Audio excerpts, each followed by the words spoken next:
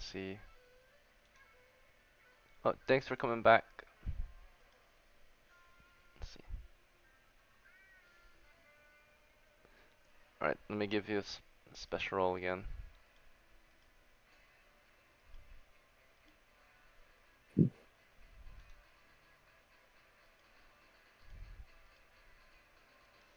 Alright, and your name is... So... Wait, if I spell it wrong, sorry, my bad. You said it's S-A-O-H?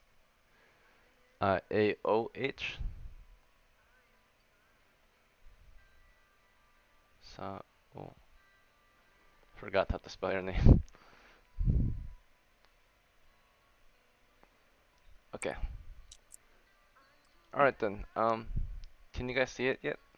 Oh, wait. I can see it. Alright, Yeah, good. yeah. Alright, welcome. I'll be streaming the game on the Discord and the Twitch and YouTube. If that's okay with you, we're gonna be playing D&D, Dungeons and Dragons. Um, it is a pencil and paper RPG about pretty much fantasy adventures. And in this game, you're gonna be an adventurer seeking gold and glory across a dangerous medieval land full of monsters and magic. Okay, you're gonna fight monsters and hunt them down. You're gonna find treasure and loot it, and you're gonna get gold and glory. You get the famous and fortunate, right? So that's the goal of the game. You're like a, adventurers, right? Monster hunters. So and treasure hunters. Okay, so now you know what the game is all about.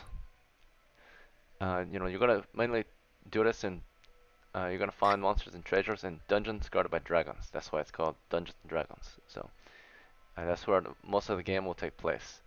Dungeons are like old underground strongholds that are overtaken by monsters, full of traps and treasures and such.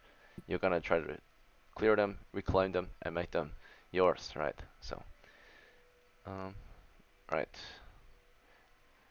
So now you know how to know what it is. I'll teach you how to play. So to play D&D is very simple. So it's very easy. Pretty much you're a player character, and I'm your dungeon master. And as your dungeon master, I'll describe to you the world of D&D around you. Once you know what's going on, you imagine the situation in your head, you think about it, you might discuss your ideas, and then you choose your own action. Okay.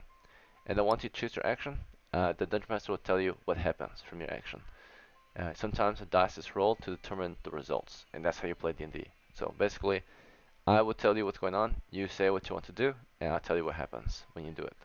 And you can try anything you want, but it's a game about getting gold and glory so that you can live to tell the tale and have fun, right? So you are adventurers. Right, but now you know how to play, now you know what you're playing.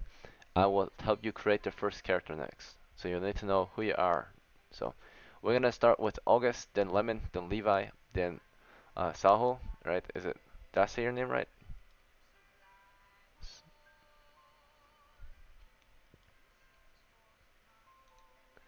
Alright. Does she know she's muted? Yeah, you're muted, by the way. Alright. So August, we're gonna roll your abilities first. Your first ability is strength. You have a strength of 12. Okay. So this is how strong you are. 3 to 8 is considered low, 9 to 12 is normal, 13 through 18 is high. So your character has the normal strength. Pretty close to high though. Only one away. Okay.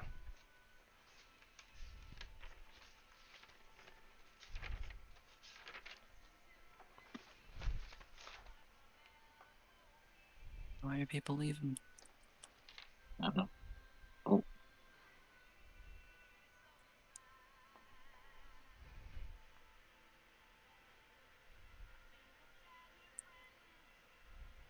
Could be bad internet. I don't Alright, know. next is your intelligence.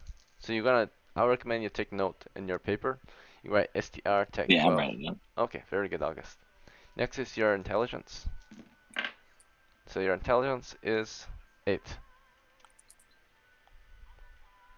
So the dungeon master rolls dice like a fortune teller reads his crystal ball. The dice tell us your character's abilities. Here's your wisdom ability. It's how wise you are. Yours is 16. Your character in the world is very wise. Next is dexterity. Your character has 10 dexterity. Next, he has a constitution of 10. Last ability is called charisma. Yours has 14 charisma. Alright, next is lemon. Okay, so lemon, you got a strength of 6, Nice. intelligence is 12, wisdom Mhm. is 8, Oh dexterity god. is a 6, and constitution is 13. Mhm. Charisma is 17. Let's go. Oh, Very good. Yeah, mind control. You got great More or leadership less. skills. Yeah. Levi, yours is next. Alright. You have a strength of 9, an intelligence of 8, a wisdom of 9, dexterity is 10, constitution is 7, it's a bit of an Damn. underdog, and charisma is 13. Okay, that's a kind of this is nice. an interesting. Group of men, yeah. Okay, so then Yeah. Yubi, yours is next. Okay, what's your strength? It's 12, Intelligence, 8, wisdom, 12, dexterity, 11, constitution, 13, and charisma. 9. Okay, thank you. Alright, Valo, what's your strength?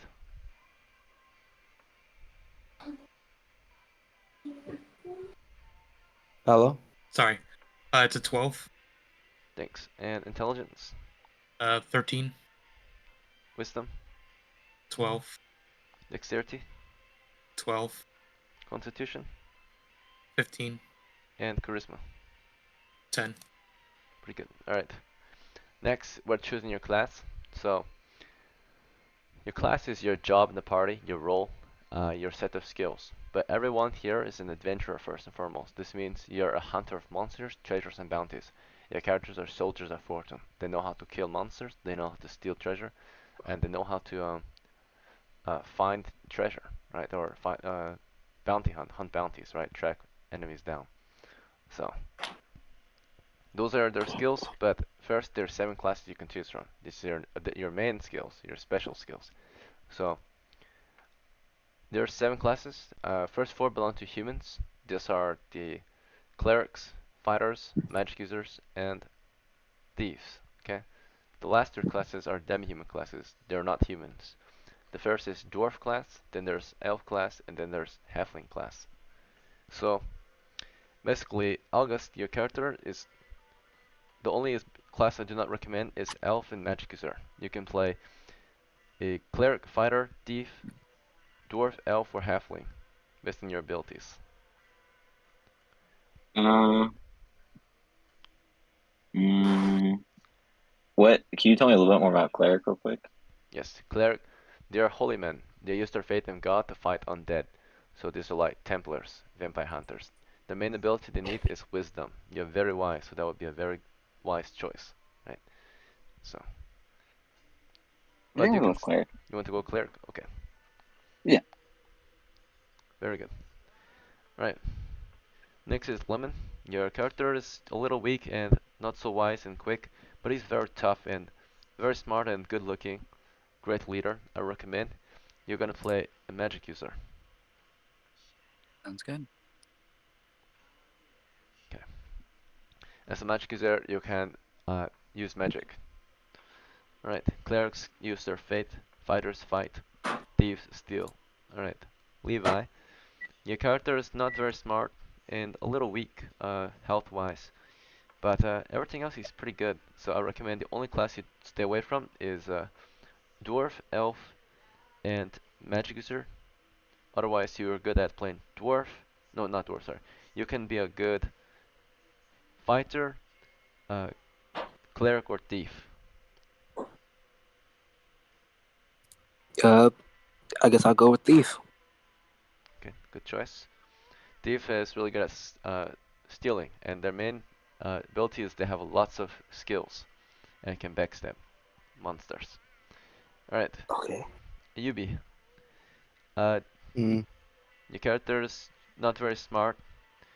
I recommend any class to you except Elf and Magic User. What do we have so far in the party? We have a Cleric, Magic User, cleric. and Thief. Okay, then I guess I'm forced to go a fighter. I'll go fighter. You can be a dwarf or a fighter. You want to be fighter? I'll be a fighter. There has to be a fighter for the group, I guess. Okay. Follow any class for you, but highly recommend Elf or Magic User, or Dwarf or Halfling. I'm going magic user. Okay, good. Alright, so first is August, next is your hit points, is how hard it is to kill your character. Every soldier has hit points, how many hits you can take before you die. Most soldiers early on, or most men, have only 2 hit points. They can get hit twice and then they're dead. Clerics have 1 to 6 hit points. You got a bonus of 0. So you start with 5 hit points. You can get hit 5 times or take 5 hits of damage. I'm assuming that's good. Yes, that's really It's good. gonna. That's twice as much as the normal man. Alright, the magic user is a +1 bonus because you're high constitution. This is Lemon's magic user. He gets 1 to 4 hit points with a +1 bonus. You got a 2 +1, 3 hit points. It's pretty good. Sweet. Alright, the thief, Levi, has 1 to 4 with a -1 penalty. Alright, he started with 1 hit point. He can only get hit once before he's dead. Alright, Yubi is a fighter. I have 3. Rolled I rolled 2 +1. actually yeah, I rolled 2 plus 1. Yep, I'm correct. Okay. Valo, did you already roll? Yeah, I rolled 2 HP and then I've con for 2, so 4. You have 15 constitution or 16? I have 15. Oh, that's the +1, right? Yeah. Yeah. Okay. So it's a 3. Good to My go. apologies. All good. Alright, items. So, August, these are going to be your items. I'm just going to give you random items based on this roll. You're going to write it down, okay? You can get better items in the Okay. future. But at the start, you're starting with a set of clothes. If you want to know the description, you have 2 shoes, a tunic, a belt, and some brace. But you can sum it up with clothes, the word clothes. So you're wearing some Okay. clothes. You might actually have robes instead of a tunic, actually, since you're a cleric. So, clothes, and you also have a holy symbol around your neck. If you want a description, this is like a crucifix if you're, believe in God. So, if you believe in Yahweh, it's Okay. whatever, right? Or the Allah, right? It's your choice. It's a holy symbol, Right. though. Symbol of your faith. Gotcha. You can sum this word up with symbol or holy symbol, your choice. Alright, Okay. next, you got a club, okay? Clerics don't often like to draw blood. Murder is unholy. So, you got a club, you can have a better chance at not killing someone. You can cave their skull in, but they might not die, right? So, you might turn them Right. into a vegetable, but they're still alive, technically. So, Batman logic. let's see. That's exactly the best of full ledger. Next, you got a sling to shoot stones with. It's like a fustabalis, very good weapon in medieval times, like a handgun in medieval times. Right. Next, you got a pack to carry supplies with. Okay. Um, Okay. let's see. Your character is very charismatic. You can hire men uh, for 1 silver a piece. Normal men. They just come with their clothes, and you can buy them gear too if you want. Do you want some extra men under your command? Each one costs 4 I silvers. think You I'm get okay. 4 silvers. So I think I'll stick with 4 silver. okay, so buy some more gear for your character. Do you want some armor? Yes. Okay, we'll get you a shield. Thank It costs 2 silvers. You got a round shield. Very good shield. Right. So you got the round shield. You got the spiked club on your belt. Alright. Round shield over your shoulder or your back. You got 2 silvers left. We're gonna get you some supplies next. We'll buy you a tinderbox and a roll of bandage. You get 1 bandage. Tinderbox is a flint and steel, so you could start the fire. Mhm. You also will start some 6 torches, so you can explore the darkness. With your last silver, you're gonna start with, let's see, you got a shovel, so you can dig. And you also have 25 feet of rope. Okay. To tie things with a rope or climb. Alright, and that's all your equipment. Now you need to think about a name. Okay. So in the meantime, I'm gonna come back to you. You get to choose your name. So think about the name you want. It's got to be a medieval name, just the first name. Alright, Mm. Lemon, it's your turn. Thank you for your Oh patience. god. Alright, let's see. So now The here's long your list. items, Lemon. Okay. Okay, you're starting with a set of clothes. You got your robes on, your tunic, oh no, sorry, robes, belt, brace, and shoes if you want a full description, but it's just clothes. Alright, next you got Mm-hmm. a spell book to carry your spells in. Okay. You also have, let's see, a sling with a bag of stones. You could just write sling. Let's see. Yeah, I got it. And then next is you got a pack to carry equipment and supplies. You also start with a spear to fight with information. Mm. Okay, and lastly, you're gonna start with um, a tinderbox. Okay, and Okay. also, let's see, a flask of oil and 25 feet of rope. Okay. Okay, so oil can be boiled and you can hurt people with it, or you can make a floor slippery to cover your retreat, or you can oil your weapons to keep it from rusting, or you can wash your hands with oil. Right, lots of things you can do with it. Rope you can Nice. climb and you can tie things together. Tinderbox you can start a fire. Let's see. Spear you can fight in second rank, first rank. It has long reach, 7 feet long. Pack you can carry 60 pounds of equipment. Sling and bag of stones you can shoot sling stones, right, and kill monsters from a distance. Alright, that's just the basic description of all your equipment. Alright, think about a name in the Nice. meantime. Medieval name. Levi's turn. Levi starts in with this much money. Let me buy your equipment. You got a set of clothes on.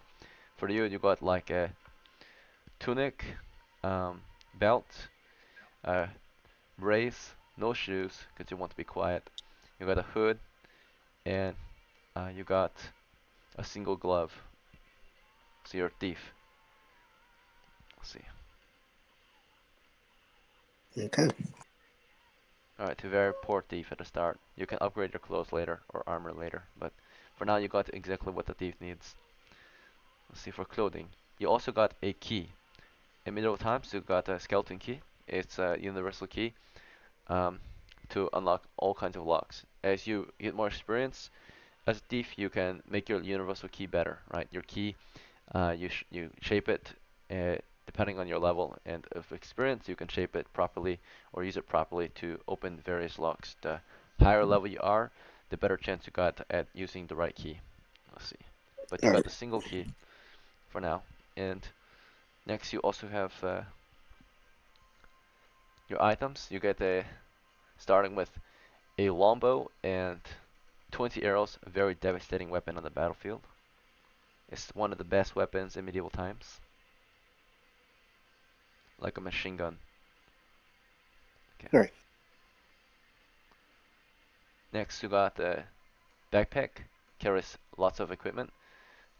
60 pounds of equipment. Okay. You also have equipment. You got the. You're starting with a crowbar. You can pry things open. What's it? You also start with a 10-foot pole. You can detect traps with it, or extend an item like a torch at the end. Up to you. Put a hook there. Put a weapon there. So lots of things you can do. Very cheap item. Alright. You also got the tinderbox and 6 torches. You can explore the darkness. And lastly, you've got a 50-foot long rope. So you can 50. Okay. yes, you got a Damn. very long one. Let's see. All right, Yurbi, your turn. Do you already pick your items? Yeah. Is I it have Ken? 9 silvers. Okay. I'm buying a spear. Okay. Clothing, first of all. Nice one. Okay. A spear, gambit, helmet. That should be all my silvers. Clothes is only 5 coppers. Do you want 2 sets of clothes so you have lots of clothes on, or do you want to just get a bag? It's 5 coppers as well. I'll get a bag, sure. So you got clothes, spear, gamson, sling, and bag. Uh, so yeah, how much is that 9 silvers total? I feel like that's 9 silvers total. The clothes and the bag is 1, spears 1 or 3, so that's 4. Gamson's 3, so that's 7. Sling is 1, so that's 8. So you got 1 silver left. Uh, 1 silver left. You want to I'll hire a soldier say for 1 silver? Man at arms, it's not or even, not really a man at it's arms, but not just a retainer. not really worth it. I'll buy crowbar. Okay, I have a question real quick. Sorry. sure. What's up? For cleric, do you have to be like holy, or can you know what I mean? Yeah, you have to be holy. So clerics believe in. No. Oh yeah, they're holy men. If you want to believe in like gods, right, like the old gods, Right. or spirits, that's magic user, right? They're heathens, or they don't Gotcha. believe in God, right? Okay. They believe in spirits. Fair enough. All right, or the old gods. All right. So Mm. 2 types of magic: divine and arcane. Let's see. Valo, yours is next. So, Yeah, I rolled 4 silvers. oh, you're very poor. So sad. Yeah. What's your items? I got a spell book, clothing, a sling, Oh, that's it. Very and good. then I think that's spell book is 2 silvers, not 1. Or is it 2.5. 25 2.5? Okay, coppers. yeah. Okay, yeah, that's it for me. So sad. All right. Uh, one more thing before we get your names. Spellcasters. This is just the magic users. You got a spell. Clerics don't get spells in old school D&D until 2nd level. So once you've proven your faith, you use your main spell to start, which is Turn Undead. If you use that enough, you get 2nd level, you get new prayers, you get new spells, which are the cleric spells. Magic users, you start with spells. So you use spirits, right, and demons and shit. Imagine if magic user didn't start with spells. Oh, that would be so, yeah. You're supposed to use magic if you're a magic user. Alright, so, Lemon, the options for spells, there's 12 options to get the spells. You can get, or 12 different spells you can get, but there's 3 options on how you can acquire your first spells. There's 2 random ones, okay? So no matter what, you can only cast 1 spell a day as a first level magic user. However, you can have multiple options, right? So here's your options for which spells are in your book that you can choose from to memorize. You can either get 2 random ones, 1 of your choice, or 2 Dungeon Master picked spells. What is your, what method do you want?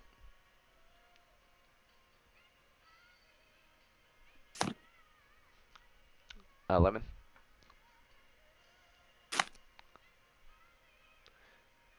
Okay, we'll come back to Lemon. Valo. Oh, Lemon, was that you? Sorry. No. Oh, okay. Alright, Valo. What spells do you want? I'm gonna go with sleep. Okay, so you pick. Very well.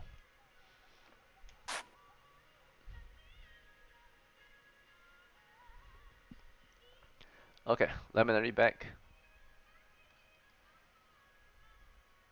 Okay. Alright, I'm gonna pick your names next. August, what name would you like? It's just first name, right? Yeah. Aldith, probably. Aldith. A-L-D-I-T, you said? Th. Yeah, th. T-H. Aldith. Oh, very good. Okay, Yeah. so you're Aldith the Acolyte. Very good. Okay, Acolyte is the title of a first level cleric. Lemon, Yeah. yours is next. Are you with us? Alright, we'll come back to Lemon. Levi, do you have a name? Levite. Levite, how to spell? Yeah. Levite. Alright, very good. So you're going to be Levite, the apprentice. Apprentice is the title of a first level thief. Alright, Yubi, what would you like? I'll go with Avelina. It's with the A. Okay, Avelina.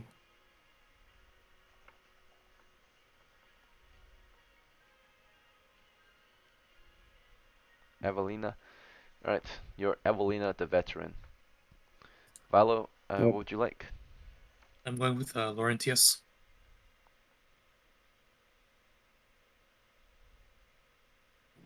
Okay, so you're going to be Laurentius the magician. Alright, Lemon, you with us? Lemon? We can't hear you if you're trying to speak. Oh, ping Lemon. Alright then. So, at this point, you guys are done actually preparing to play. Oh, They say Lemon they hears don't hear nothing. anything. Lemon, reconnect. Or shoot. They're gonna rejoin. Hello, can you hear us? Yes, now I can Oh, hear that's you good. good. Welcome back. Sorry about that. It's all good. Alright, Lemon. So, we are just getting done picking our names and spells. For you, what name did you decide on? I chose Griffith. Griffith? Very good. Sorry. You're Griffith the medium. Pause. I don't like that. No, okay. Alright then. Sorry. All good. It's okay. A lot of us don't like that name. Let's see. Exactly. It's okay. I like it. Alright. Let's see. Next is you choose your spells. So you can get 2 random spells to choose from, or you can get so no matter what, your magic user only can cast 1 spell a day, but you can have multiple spells in his book if you choose a multiple spell method. So you can either start with 2 random spells, 2 Dungeon Master pick spells, or one of your choice.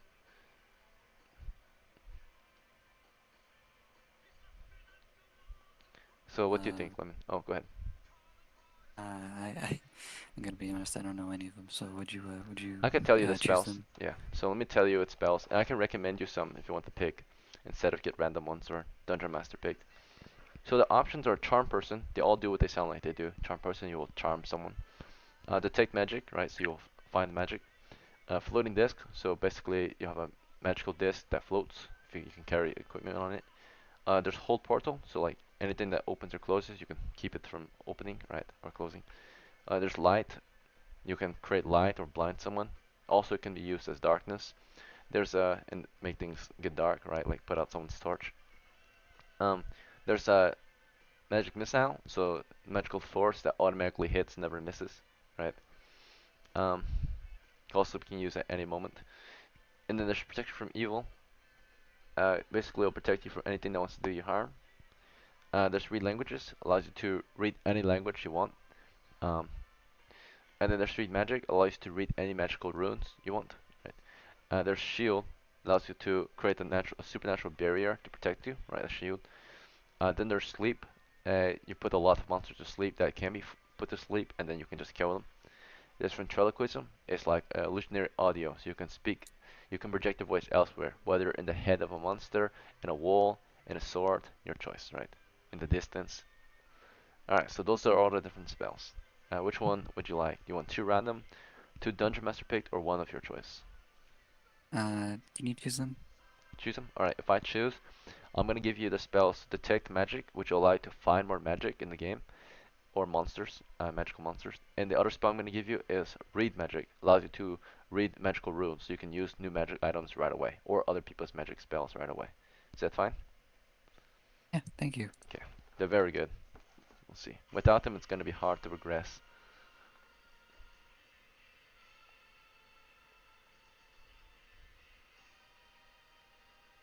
Okay. Congratulations, guys. You made it through the first part of the game, which is called Game Preparation, just getting everyone ready to play. So now you're ready to play D&D. Before we continue, please take a small break. Go ahead, stretch your legs, use the bathroom. Come back in 5 minutes, please. All right.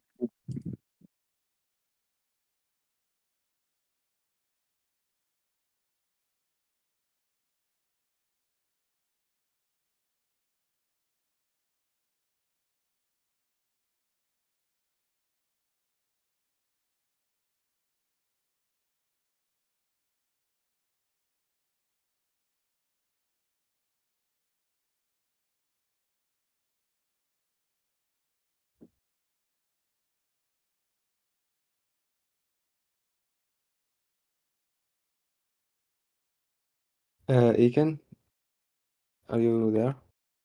Real quick? Or oh, he's probably away from his PC.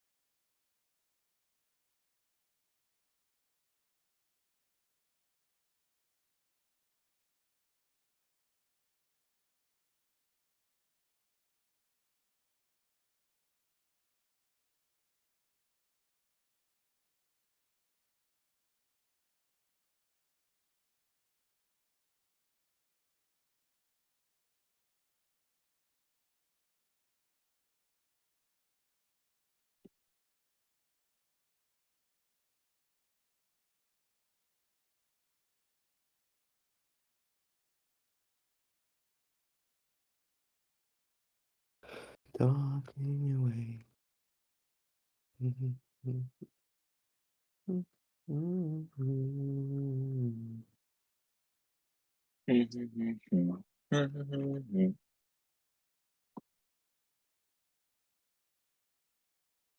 Take on me. On me, take on me. Ugh. Such a great song.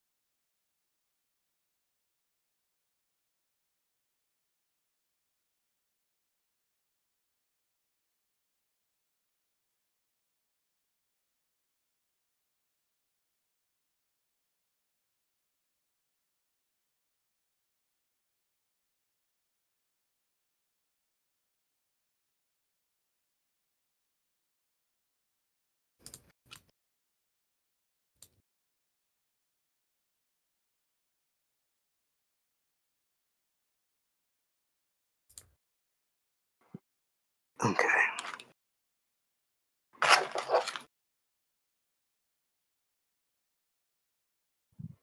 So, how y'all doing? Good. I'm doing all right. That's good. That's good.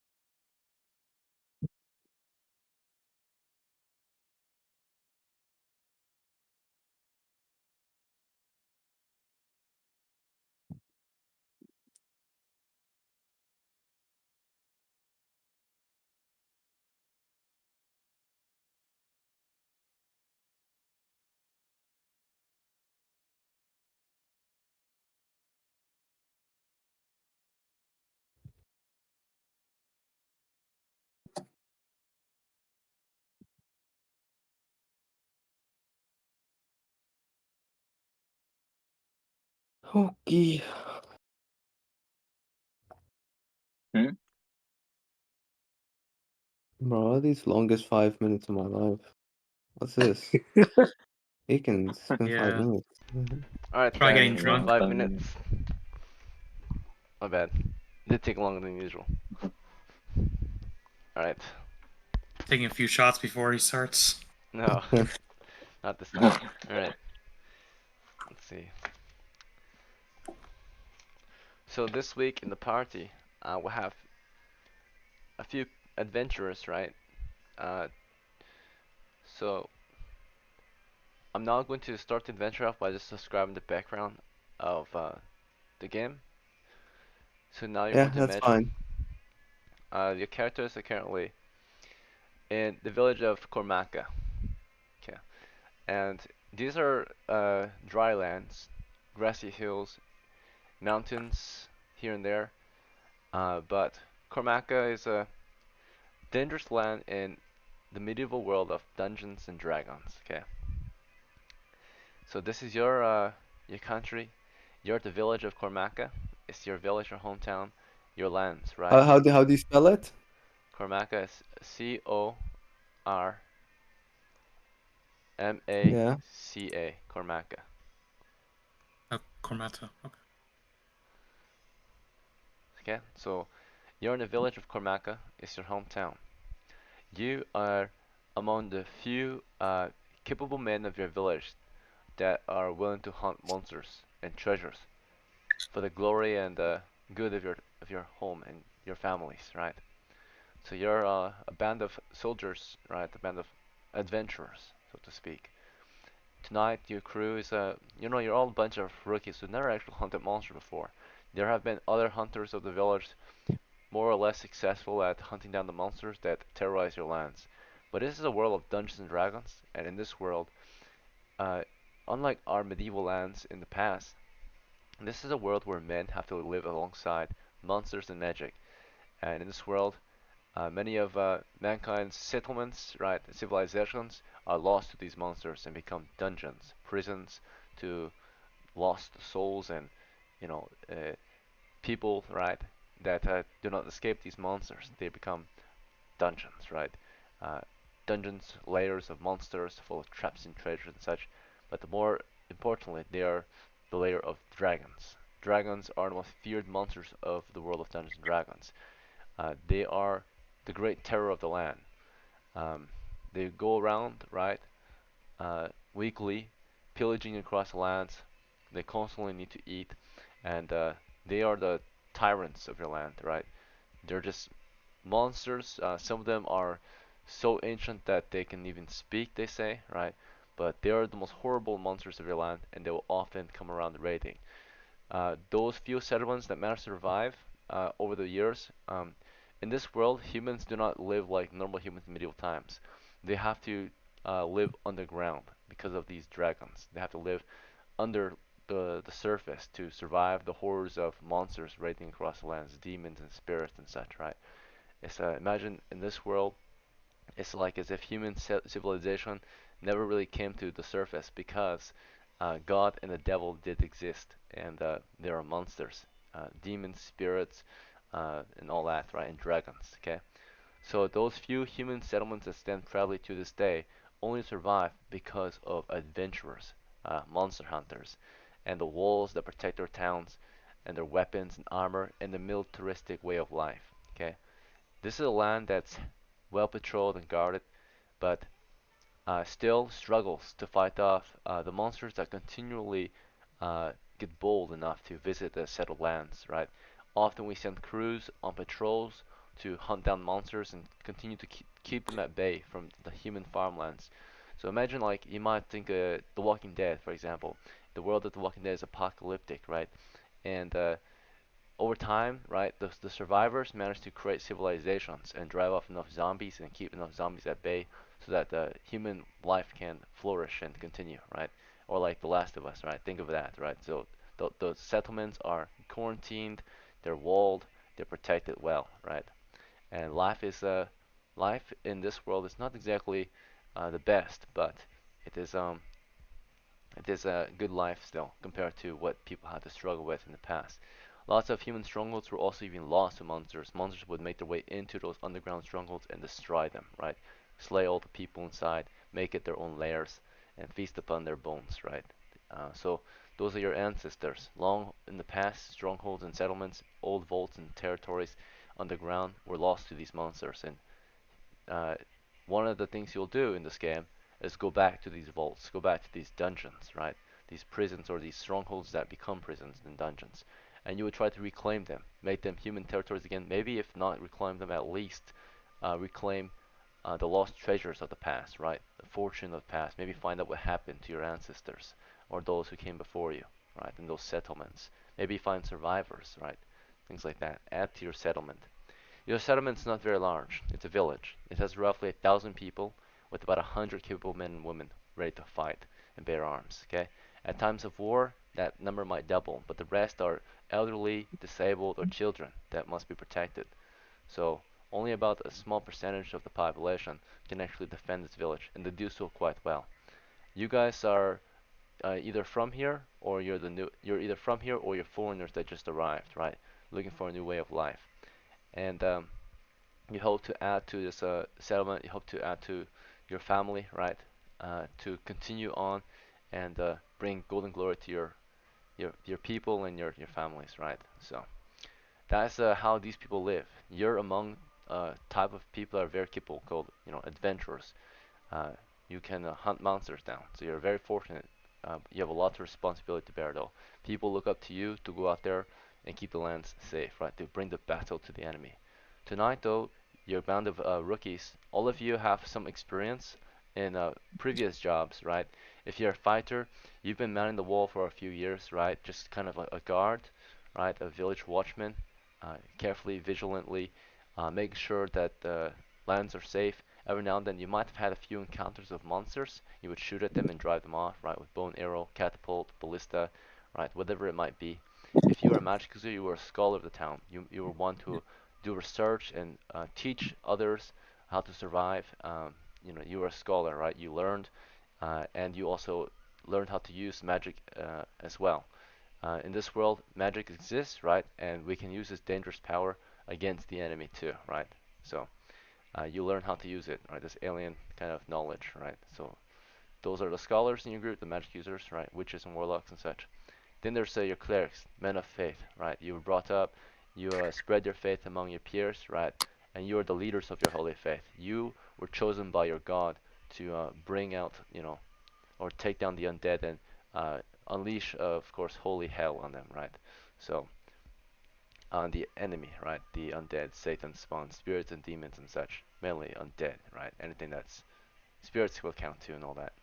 And if you're a thief, you were one of the village hunters. You learned many skills. You went on patrols, right?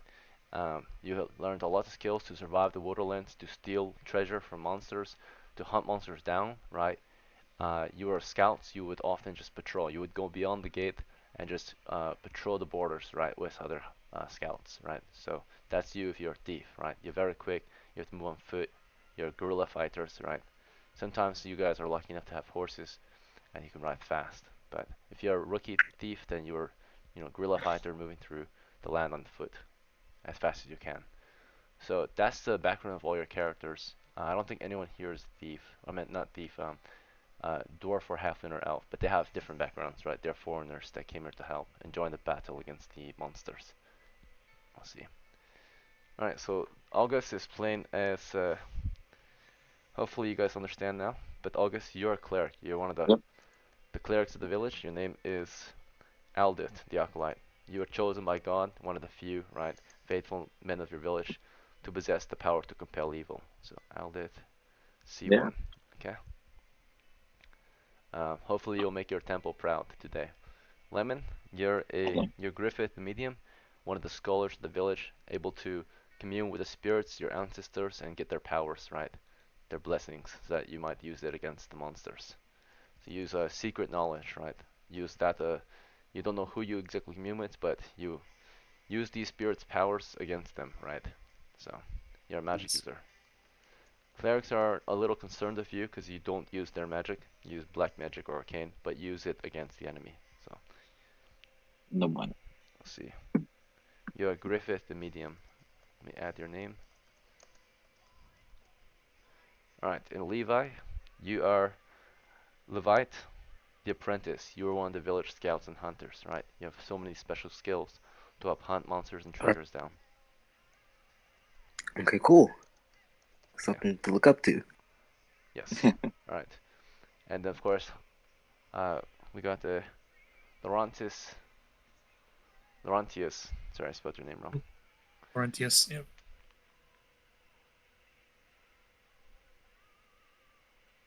Okay, so Laurantius, you are one of the scholars as well, mediums. And Avelina, you are one of the watchmen of the village, right? A strong, capable woman who is able to hunt monsters down. You manned the wall for many years, and now you're going beyond the wall to hunt monsters down, right? So, But you've gone to battle against monsters. In times of war, right? You would be sent out to join the battle. Sometimes, sadly, humans go against each other, and you would be sent out to fight as well. Most time you were doing support roles, though you never really saw any combat. But today, as in your hunt, you might get to see some combat against monsters. Alright, so tonight is your last night kind of in the village. The idea is that your characters have been planning this for many days, right? Or weeks, perhaps, right? That they would, they have finished their normal jobs in the town. They have taken on a new job. They are taking on the job of adventurers, monster/treasure hunters now. Okay, you go beyond the wall to win golden glory for your village and your families. Okay, and yourself. Tonight you meet at the tavern. This is kind of the traditional place adventurers meet to talk and drink and eat and plan for their adventure. Over a large table at the tavern tonight, you're deciding where you want to go. Okay, and I'll tell you of where you might go because it's currently causing a lot of trouble for your village. Okay, so the villagers, your families have volunteered you guys, or maybe you volunteered yourself, whatever it might be. You were chosen, right, by the village in the end to set out against these monsters and drive them off. Maybe not drive them off exactly, but maybe take back a ruin. Not exactly certain. I'll tell you what you were brought together for. So, let's see. Tonight at a tavern, the main reason you were brought together is the past year has been very good on your village, right? Things have gone well. Uh, you have done your job well, but in the past few weeks there has been a recent terrible event that has caused great turmoil on the village, right? And this is that uh, pretty much what happened was a few weeks ago, or not weeks, days ago, it was reported that the surrounding farmlands beyond the village walls, right, where the villagers, lots of the poorer folk will live, and your families do live beyond the walls too. In times of, you know, danger, you will retreat into the walls, right? But it's understood that people have gone missing. They say that uh, pretty much monsters have been spotted in the night, creeping into homes in one night, and they pulled a whole family away. Their tracks were followed by the scouts of the village, and it led up to one of the nearby caves. Okay, so it's a nearby caves in the hills, not too far away, roughly just 3 miles, or yeah, about 3 miles past the village, so roughly 6 miles out. It's about yeah, it's only about 3 miles out actually. It's just one hex away. So you would travel from the village to this place, but it's in the hills. It's north of your village. Okay, these monster tracks that are followed, and they believe whatever took your uh, the villagers that night, they didn't drag everyone off. Particularly this family, older men were murdered. The children and the women were dragged off to the hills. Okay, perhaps for food, perhaps for whatever horrible things that these monsters want to do to them. But this is a surprise. The scouts were not certain how these monsters got past, their defenses, their patrols, but it pretty much happened in the nighttime, right? So wicked monsters that managed to steal some of the villagers and kill some of the innocent farmers. Okay. So your goal is to, if you want to do this for the village, you can do whatever you want in the end. But the idea is you were Uh, brought together to go hunt these monsters down and recover what you could from those who were captured in those hills. Is that understood? what is there any other things? Any dungeons, stuff like that nearby? You can find out, but that's what brought your crew together this week. So the first reason why you even formed up in the first place was you were volunteered by your families, the village, right? Or whether you volunteered yourself.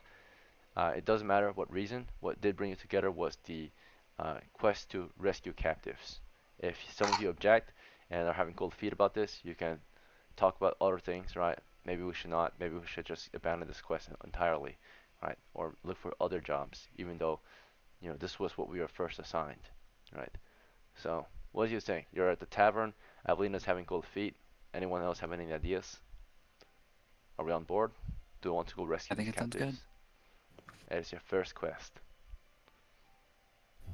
You can also abandon your quest I mean, right away if you want. So it's like the star. I'm okay with going to him, but I don't know. But we know of no dungeons nearby.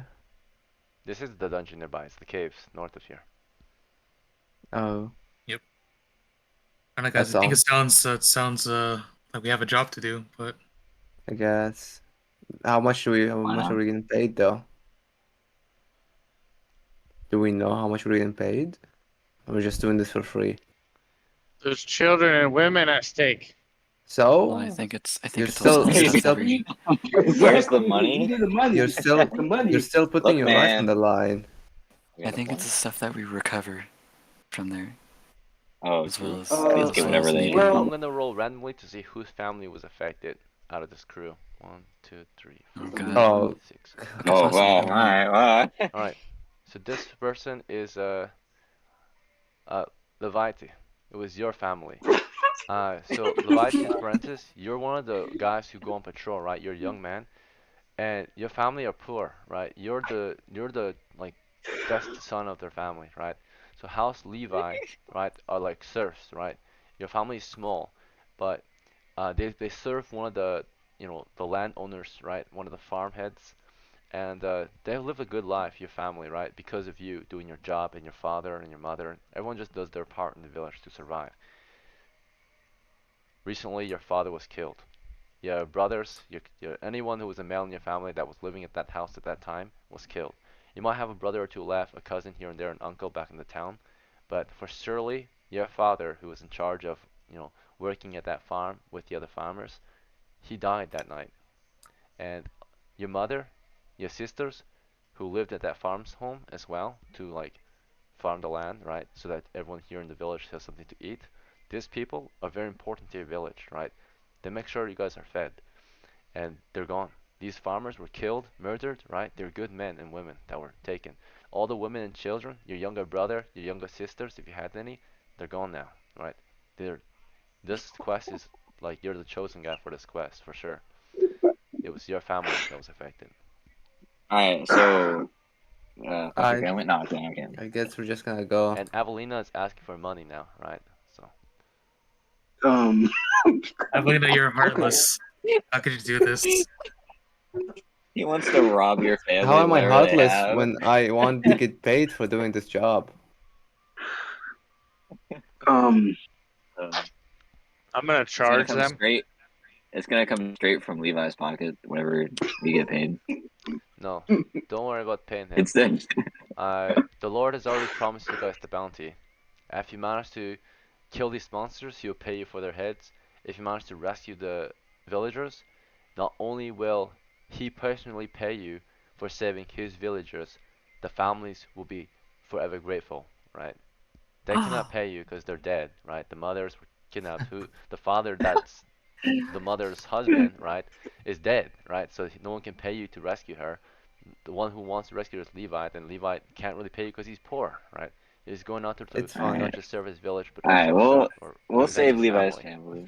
So, We like Levi and enough to also the care about idea is his if you guys play family. together, the idea is your characters are like they grew up together. If they're not close friends, it's okay.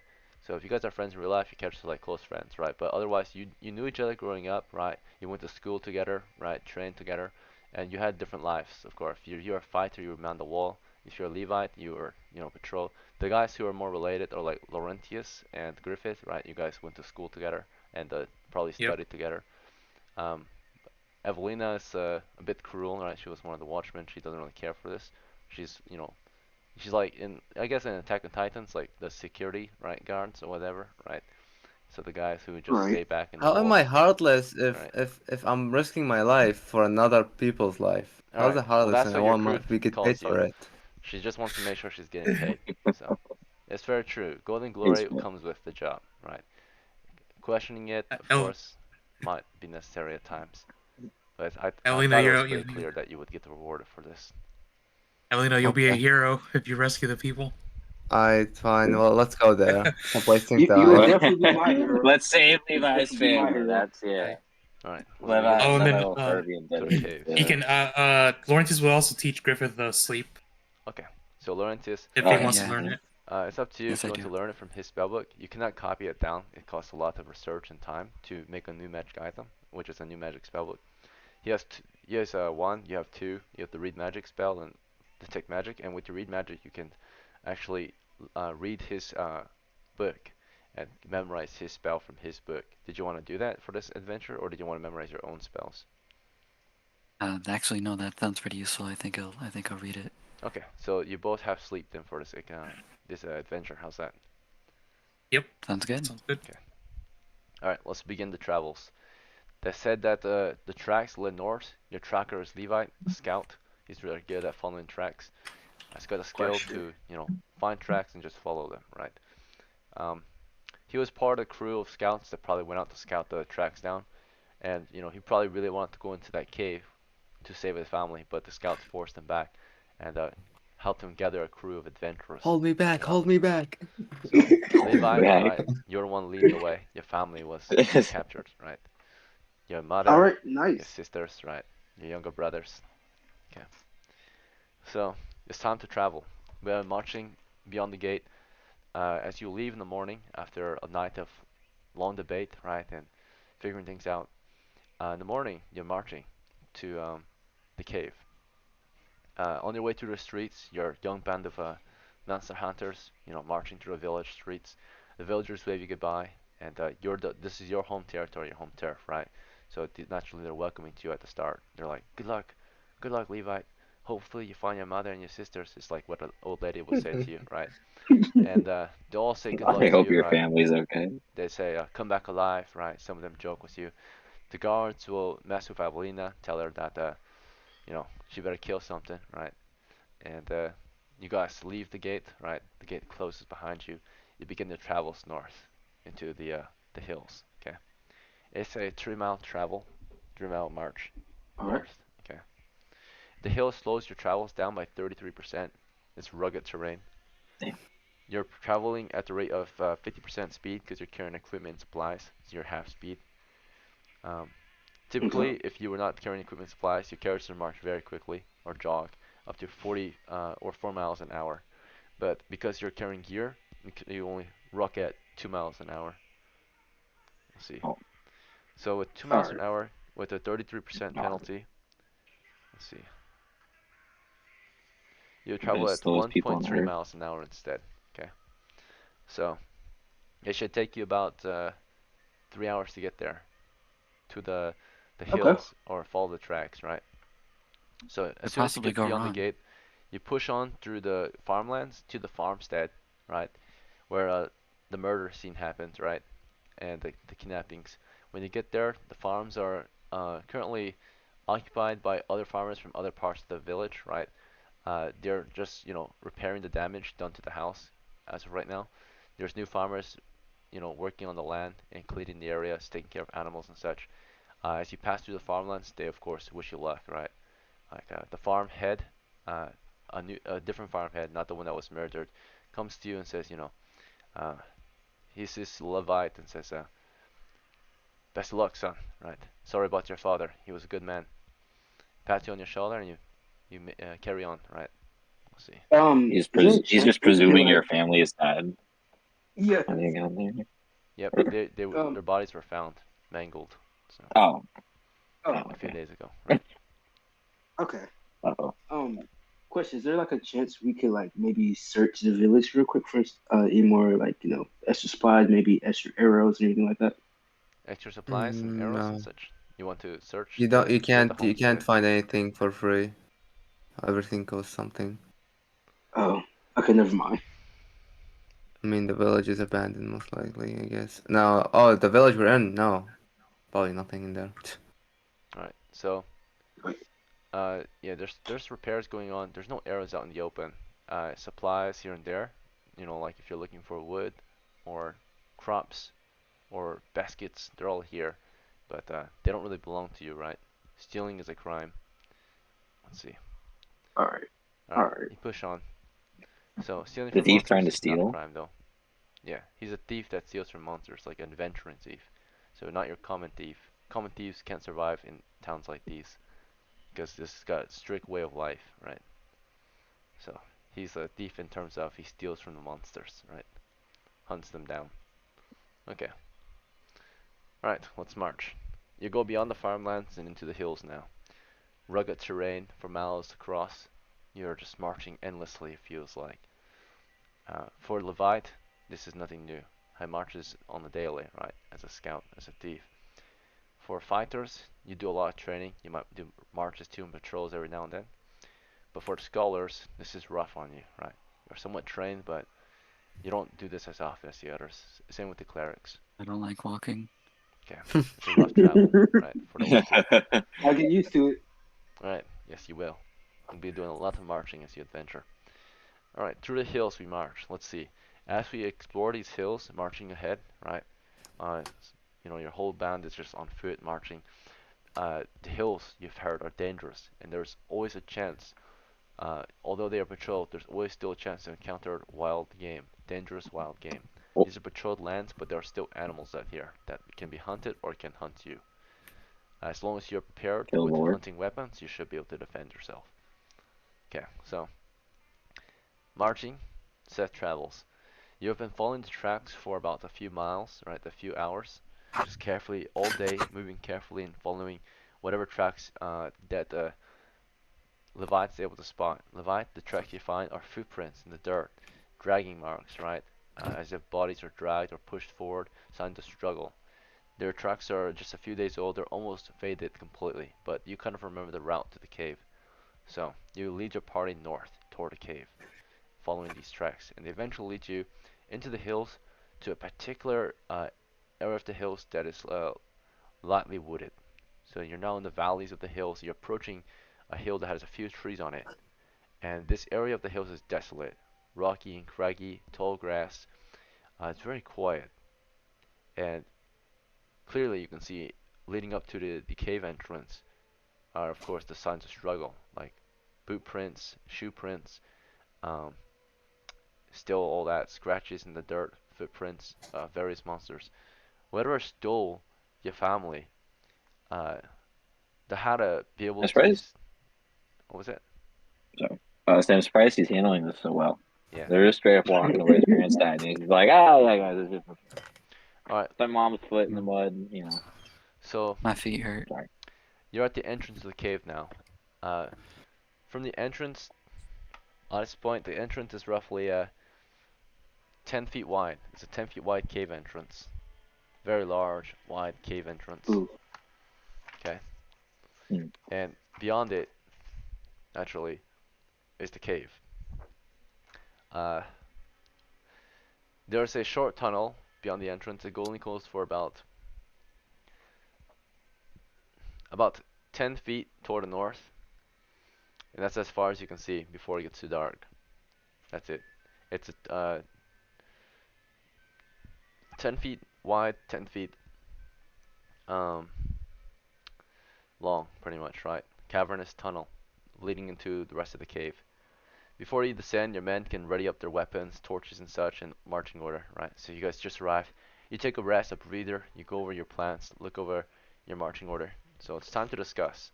Is there anything we want to discuss before we get into a formation? Yeah. So, well, you go first. All right. First things off, don't shoot or attack anything that's just curious, unless it's hostile. Shoot everything. No. But how are we supposed to know if it's hostile? It, it if if it either charges us, and it means it's hostile, obviously, or attacking us.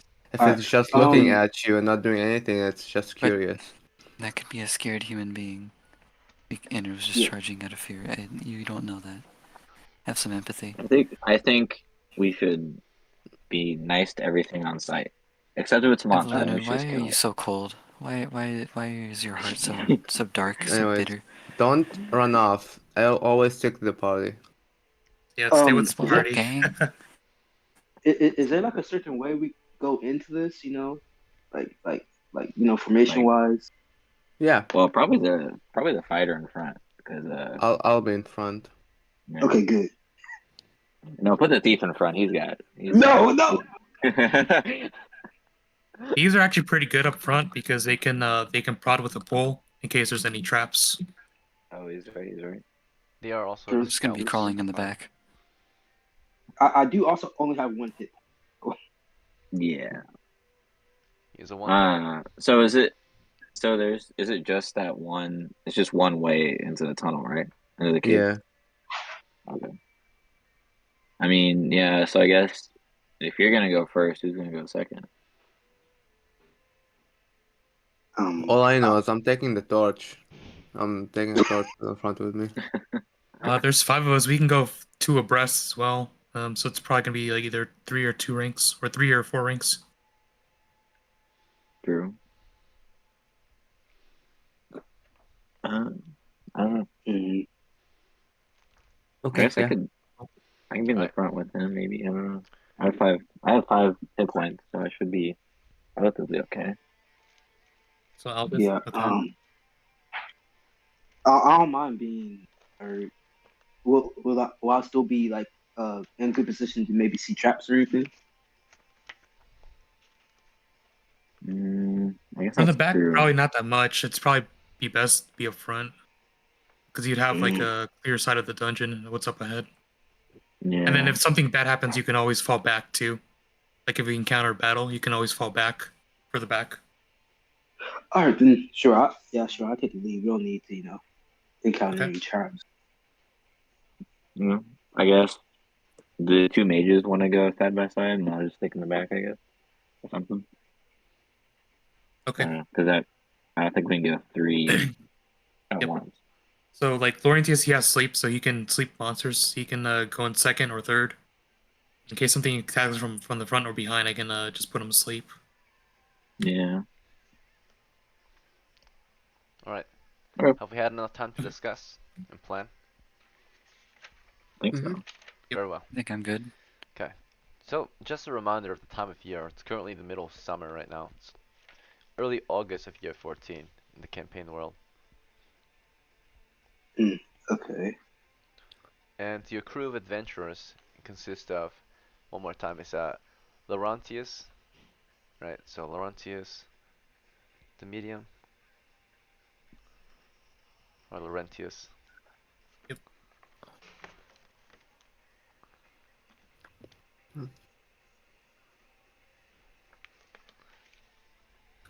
Okay, Laurentius, the medium. Oh, shoot, 1 second.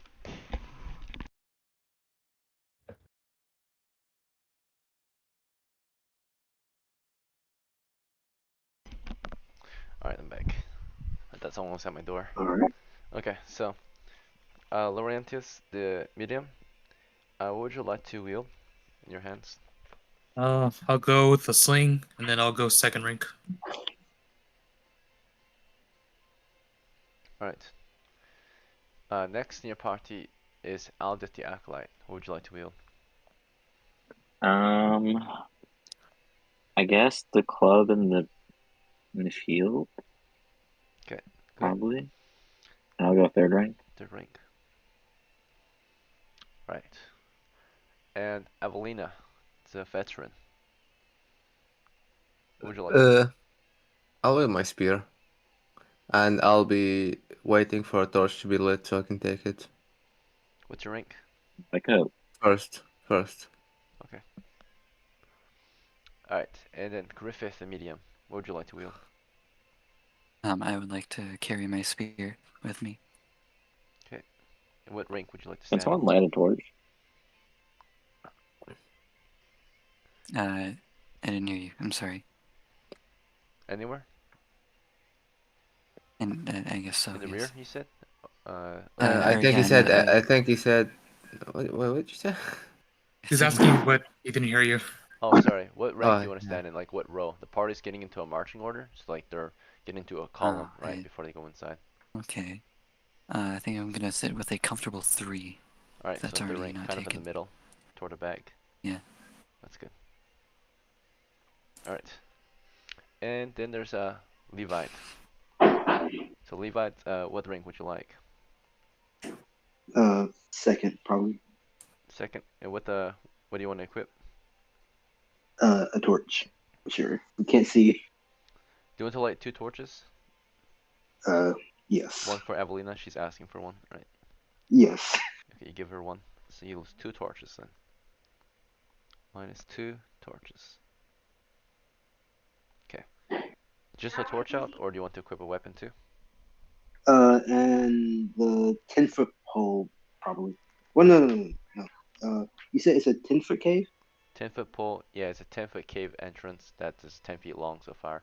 A 10-foot pole can detect traps up to 10 feet on the floor. Mm, You should be in the front instead, because it's not gonna do much if you're. You want to yeah. be first? Second rank. Okay. Yeah, I'll switch.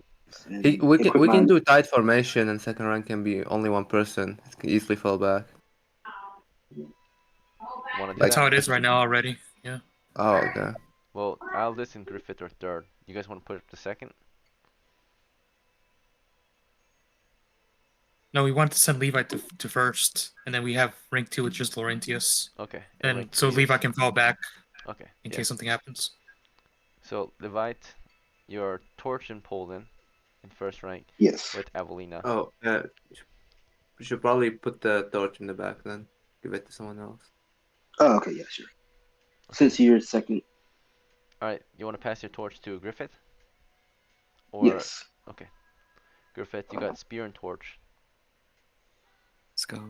Alright, Levite, Horseman. you got your pull out. Do you want to equip a weapon too?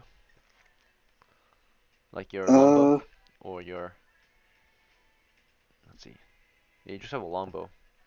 yeah, I just have a longbow. It's like a machine gun. Yeah, do you want to use it?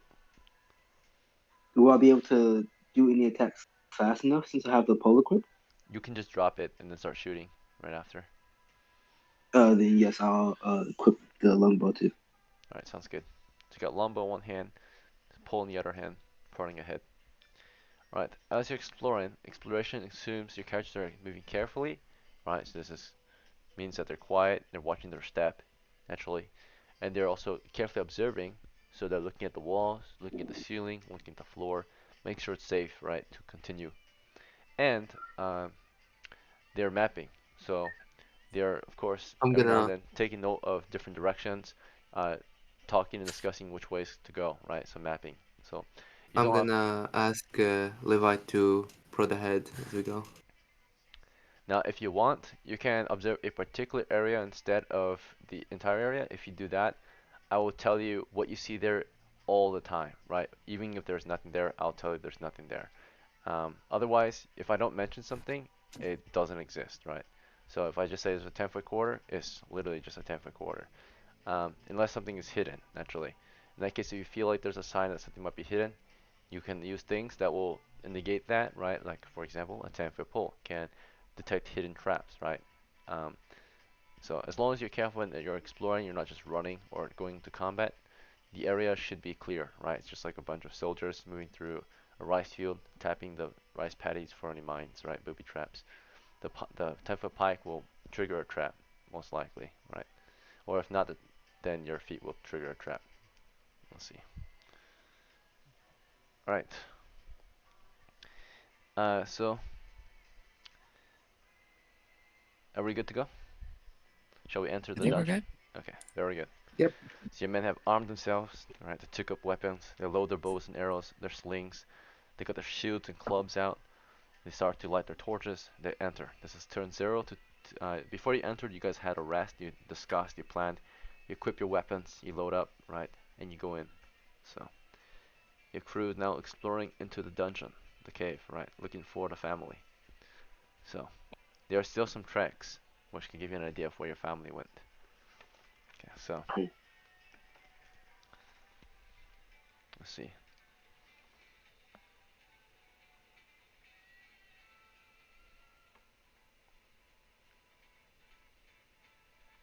Alright. The first part of the cave that you explore through is a cavernous tunnel. Imagine your crew carefully exploring through a tunnel now, right? It's just a cave tunnel. It's rocky ceiling, rough and sharp. Same with the floor. Pointy rocks, dust and webs and dirt. There are webs in the ceiling. It smells bad. It smells like a cave. It smells like dirt and animal feces as you descend. Okay, it stinks. You go in anyway. Mm. You're exploring. Prodding ahead, your thief may prod with one hand. Those who have torches constantly are waving their torches around so that the torches don't die.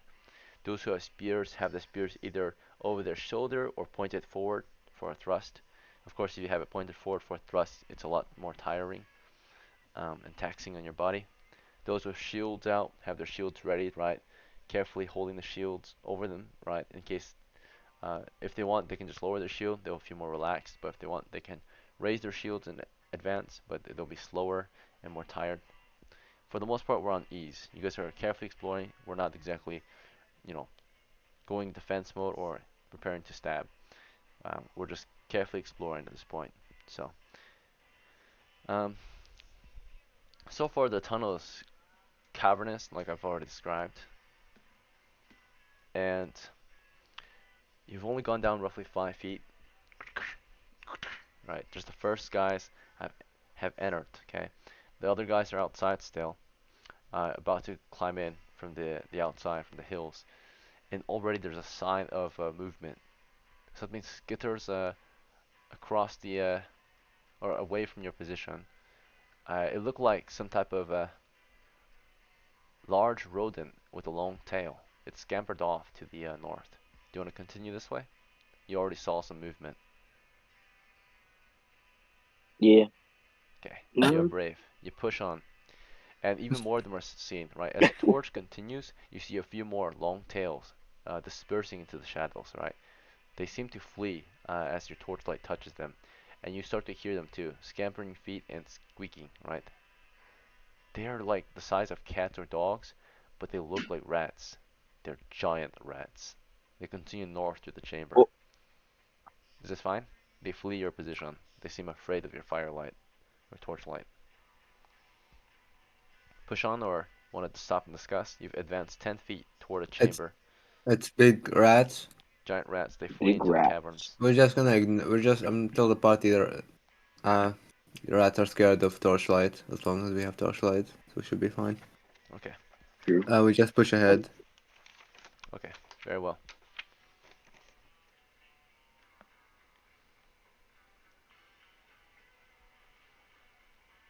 Okay.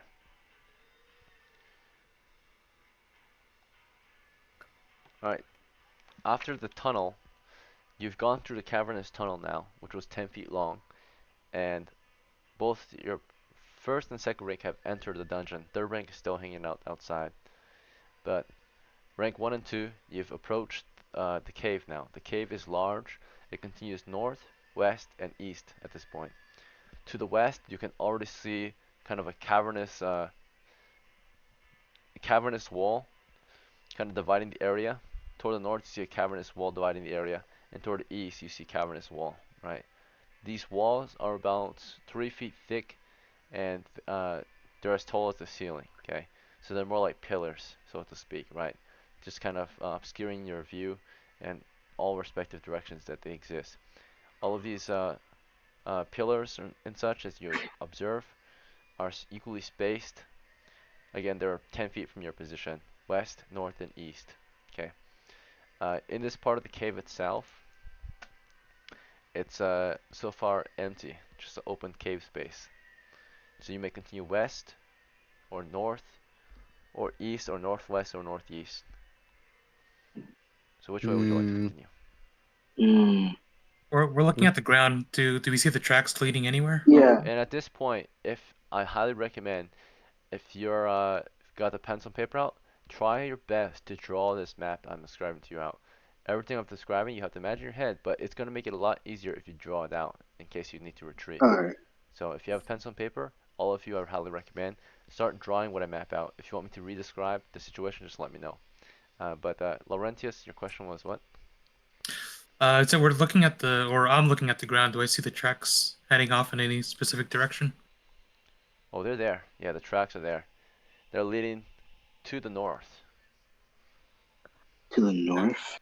Yes. I So straight pointed out to the ahead. party. They head north, but maybe it's wise to explore surroundings and maybe try to find a way to flank around it. Or you guys want to go straight up north?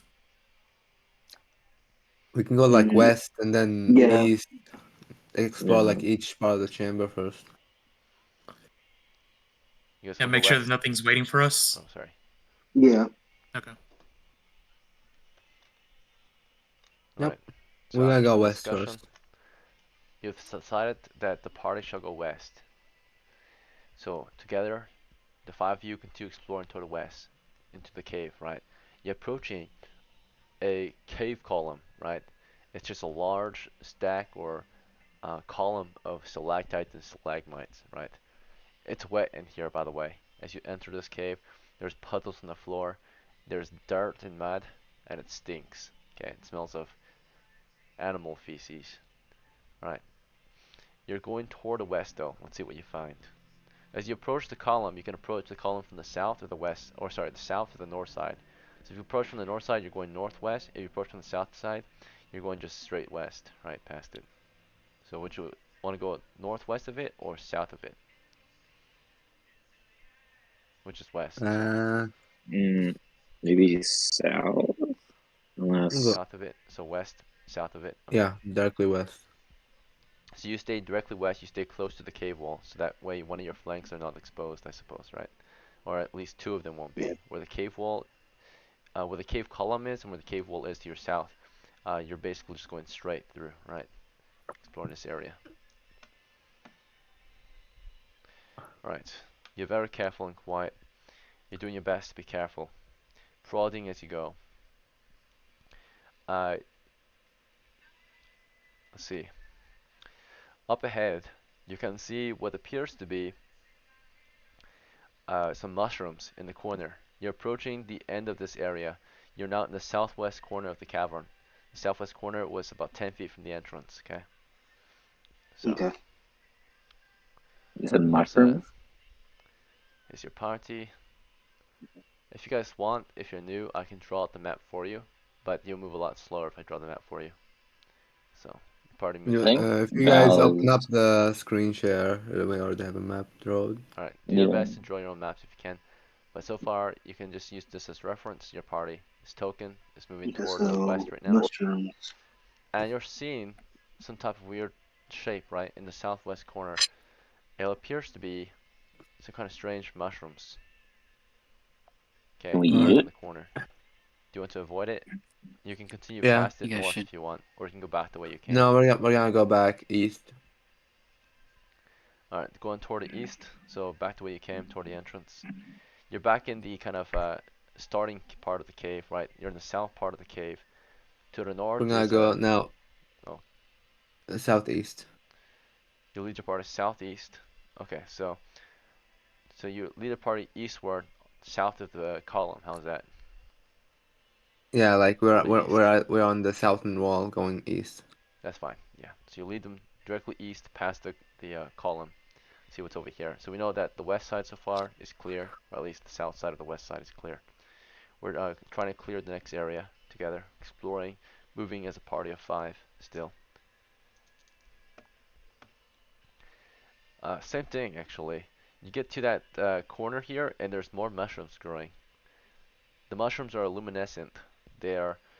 You get close, and when you get closer, they start to glow. Like they start to like glow a soft blue light. You've never seen mushrooms like this Mm. before. They should Can definitely I? eat it. Yeah, that's it. See, thank you. Can I take one and just like scarf it down? Whoa, whoa, whoa! I. This is a great. Um. This is a great opportunity. What if these are Can, like delicious mushrooms and take them back? oh, Gotta find out. These are a can, test dummy. can we Exactly. Oh, investigate them first? Can we investigate them first before we eat them? You want to take a bite? What do I you want to take a bite. you guys are discussing right now? All right, he's about to take a bite. Anyone else want to take an action here? One at a time, please. Yeah, I'm gonna back off. Evelina Yeah. steps Yeah. back. Griffith backs up. Laurentis is Yeah. also backing up. All right, the three of They you might back release up. spores, guys.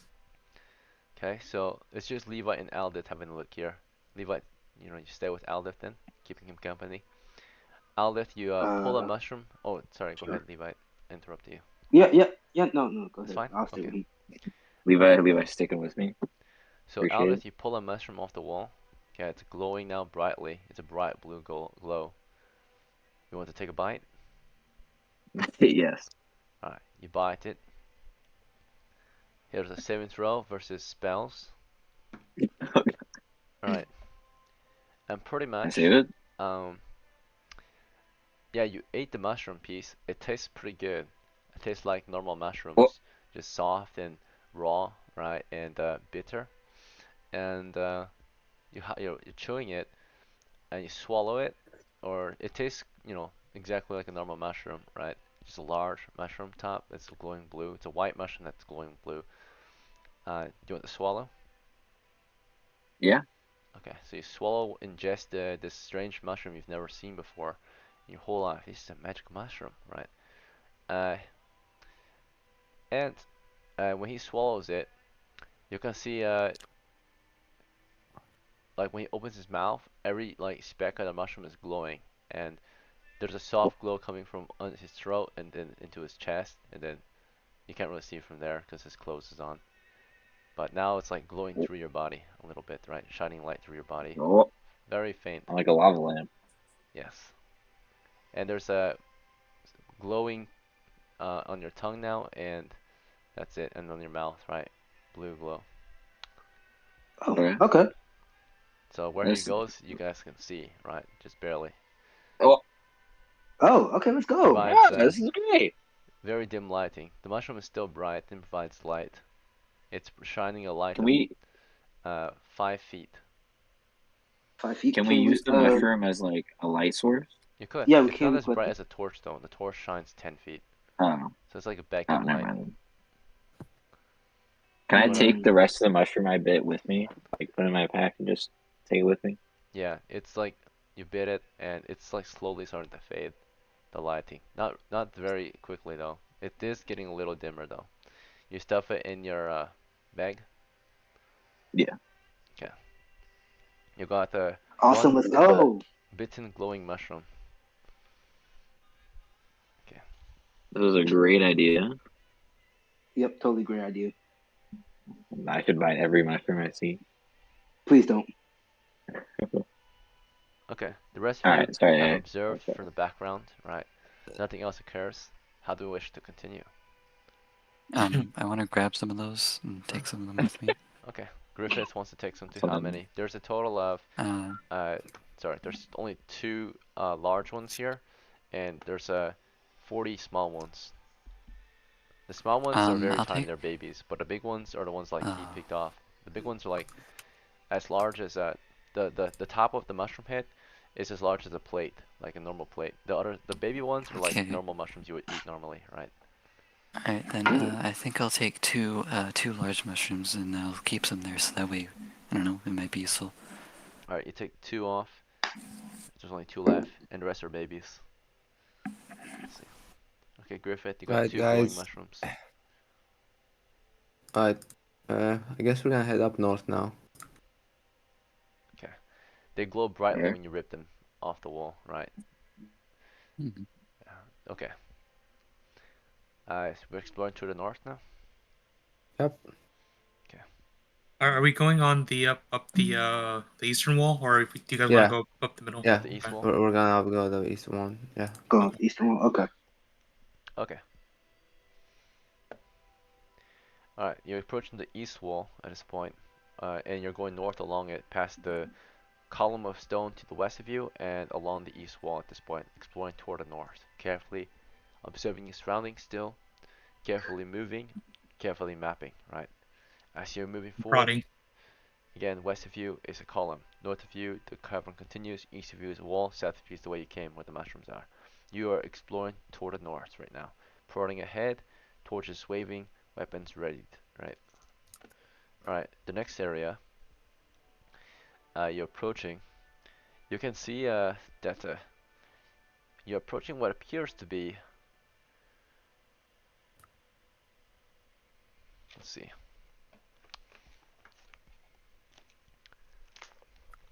it appears to be some strange monster here. Uh, you can see that Define there's, strange.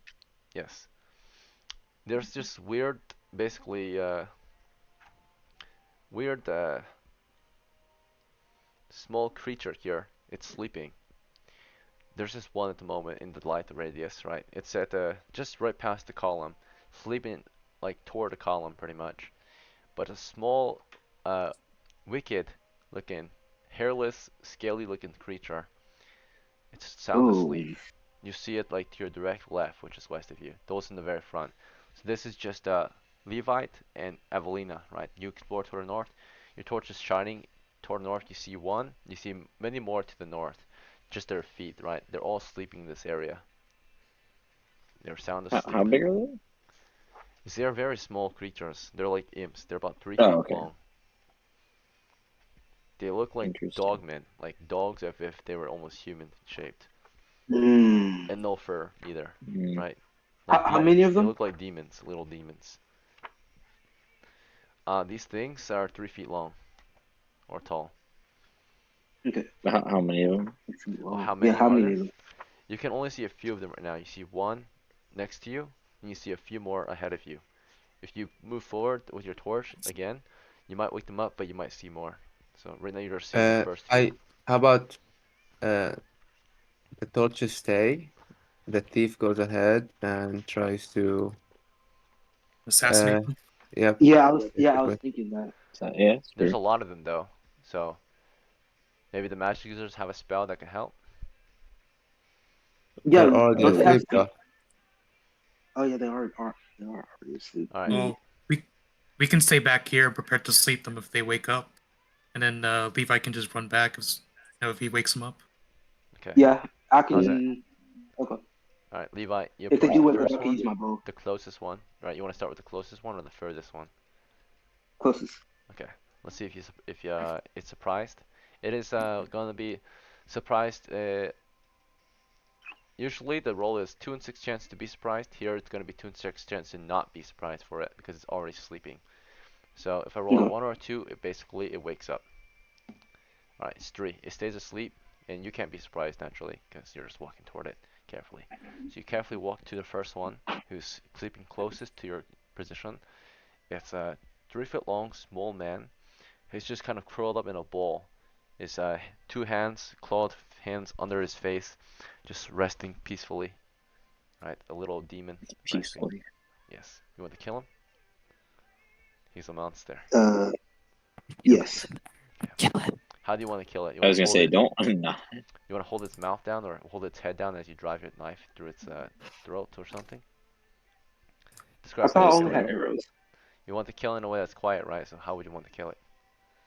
Mm, yeah, I guess just hold his head down as I slit his throat. All right, which weapon do you have? You need a I small only have weapon to arrows. pinpoint. You use the arrow to kill it? Okay. So you Yeah. take out one of your arrows, you hold its head down as it starts to struggle and wake up, like it's like right, trying to struggle. Before it can struggle to match, right, your arrow goes through its throat into the back of its neck, right, and blood spurts out. You pull out and blood is just spurting. You hold its mouth shut, right, and it dies in your hands. All right, one kill, All right. not bad. all right. Next Good one out of like assassination. 10 of them. Keep going. You want to do the other ones carefully and quietly? Yes. All right, you crouch and you carefully walk over to the next one. It's just, snoring, right, making weird sounds. And you got the arrow, bloody arrow in your hand. You still doing this by yourself, right? Okay. Let's see if it wakes up. It's waking up, right? Right. Oh It no. wakes up. What do you do? Uh-oh. It's about to scream. Do you want to just slam the arrow into it, or you're approaching, and before you can get close enough, it wakes up, right? From the torchlight and from your movement. So I roll. Um. Actually, let me add a roll silently check. There's a chance that you move so silently it has no chance. Actually, 8%. That's pretty good. Never mind. I lied. All right. It almost looked like it was about to wake up, but not even your party hears you approach the second one. So you're moving so quietly to the point where they can't even hear you, and the party can't even hear you. You don't even hear your own footsteps as you walk toward it with your bare feet. The next one, you can easily kill him. You hold his head down. You bring your arrow through his throat. Right? It barely struggles this time, right? You're getting better at this. You go to the third one. Okay, still moving silently, or trying to at least move silently to the next one. Okay, it's still asleep. It does not wake up. It's still surprised, right? You hold his face down with your hand. You drive your arrow through his third one, right? Blood spurting over the place. You move over to the next one, right?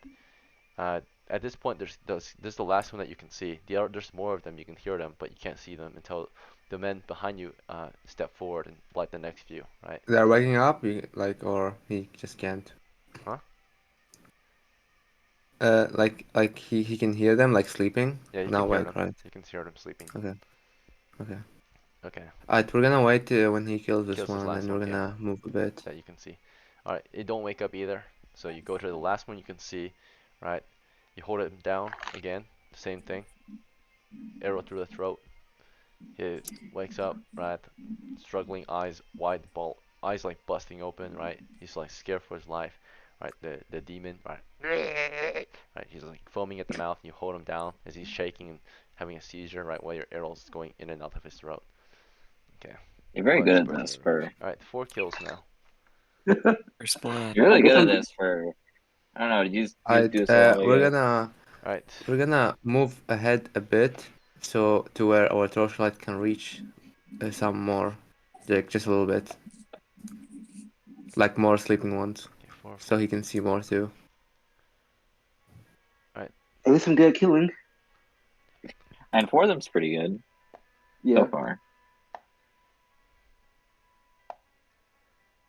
Apparently, you do this a lot. So Apparently so. Okay. So with an arrow is the yeah, the same arrow, same bloody as the arrow going through all of them. All right. So you move up. The guys behind you are careful and quiet. Some of them are wheezing from how hilarious this is, right? Trying to be quiet. Avelina, you step forward, right? Everyone step forward. Torchlight shining to the next view. You can see you walk 5 feet forward, and the next pile is even more, right? This time you see about 8 of them piled up together, sleeping, curled up for warmth, right? All right. 8 of them. There's so many of these things. They're all clumped up together. If Are only you had a bomb, or right, a grenade or something. So just blow them up. Wait, didn't someone have What? oil? Yeah. Did someone Oh, have oil? light them on fire? That's what I'm talking about. yes. Laurentius has oil, but the oil it makes like a 3 foot puddle. It wouldn't get all of them. Um. Were they all? Are they like bundled together? Or are they like spread out? They're spread out, but they're sleeping close together, resting. Okay. There's so many of these Quick. imps and demons, right? I say, hmm, do How many of? If I do shoot a bow, how many of them could I hit at a time? Right now there's 8. You can only kill one at a time naturally if you're just diving into the throat. What You'll if be I shooting just? him. How many can you? What's up? he's gonna keep. I'm gonna tell You want to keep him this up like for now? I'm a whisper. Yeah, I'm whisper to him. Keep doing it. Keep up the good work. Levi, you go to the next one. Process, rinse and repeat assassinations, right? There's so many of these guys. If only you had a thief buddy to help you. It don't wake up either. Another kill, right? That's Throat 5. slit. Okay. Alright, this next one actually wakes up. So you walk into him, I right? And that one wakes up. Yeah! Right? Wakes up. What do you I do as soon as it wakes up? Oh. And one of us put him to sleep. The mages. Alright, I'm Levi, not a you mage, say, but sleep it, no right? And then from no. there, Laurentius goes next. I rush Alright, forward. Avelina, you rush I rush. forward. And Laurentius, what would you like to do? I have sleep prepared, but I'm gonna wait for the rest of them to wake up. I'm not gonna waste it on just one of them. Alright, so readied. Aldith, what do you want to do? You have to charge? There's. Do I have any range You have your things, club or and I guess I shield. don't have the club? You have another weapon Yeah. on you if you want to start switching. It takes time though. I think Aldith, you also had a sling on you, right? Like your medieval handgun. Oh, Trojan was slain. You want to start switching to it? You can do a Uh, quick swap. To quick swap, you drop an item and pull the sling out. So you can drop your shield or your club to grab at your sling. I think I'll just charge with them. Alright, They're pretty charge with the small, club, so start beating these things yeah. dead. Okay, you charge, the enemy ranks. Laurentius is preparing to cast spells.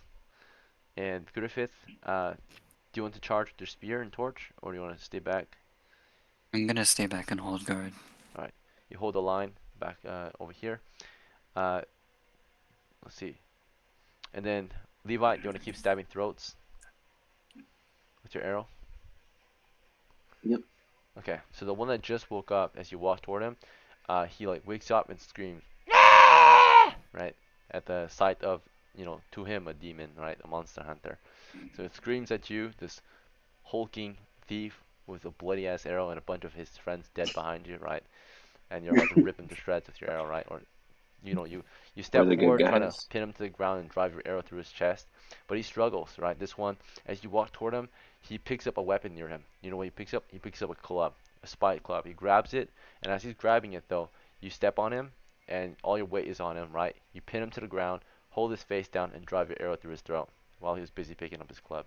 So he dies, but while he screamed, all the other ones nearby start to wake up. Before they wake up, though, we got reinforcements. Avelina arrived as they're waking up. Avelina fights at twice the rate. So you saw it when Avelina's got here, as two start to stir and wake up, right? They got up. Avelina ran over and basically kicked one in the head, right, with her boot, broke its neck, right? The next one, she drove her spear through it, right? Spear goes right through its chest and in and out through its chest. Blood spurts all over the place. The monster gurgles on blood. She gets 2 quick kills, right? You got a kill. She got 2 kills. And then of course also charging was Aldith, right? He went toward one that just like woke up eyes wide open, right? And looks forward in horror, right? Aldith, you got your spike club, you bash his head in, right?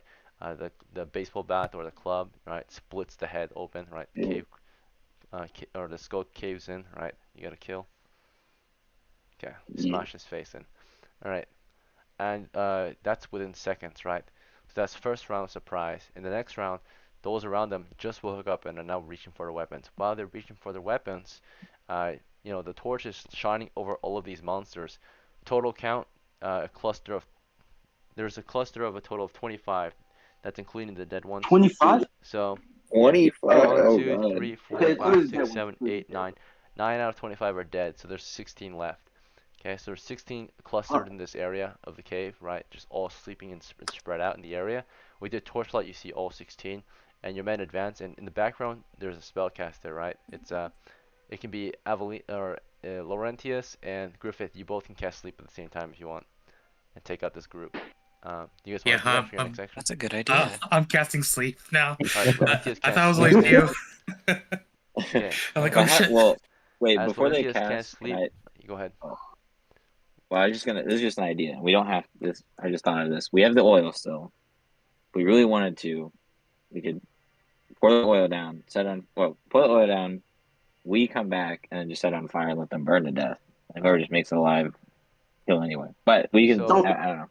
I was just uh, like, I just popped in my head. I don't know all if good. that would So you're actually. sharing a thought. So while the party is charged, right, and while you're smashing a head in, you're like saying, "Hey, let's fall back. I have an idea," right?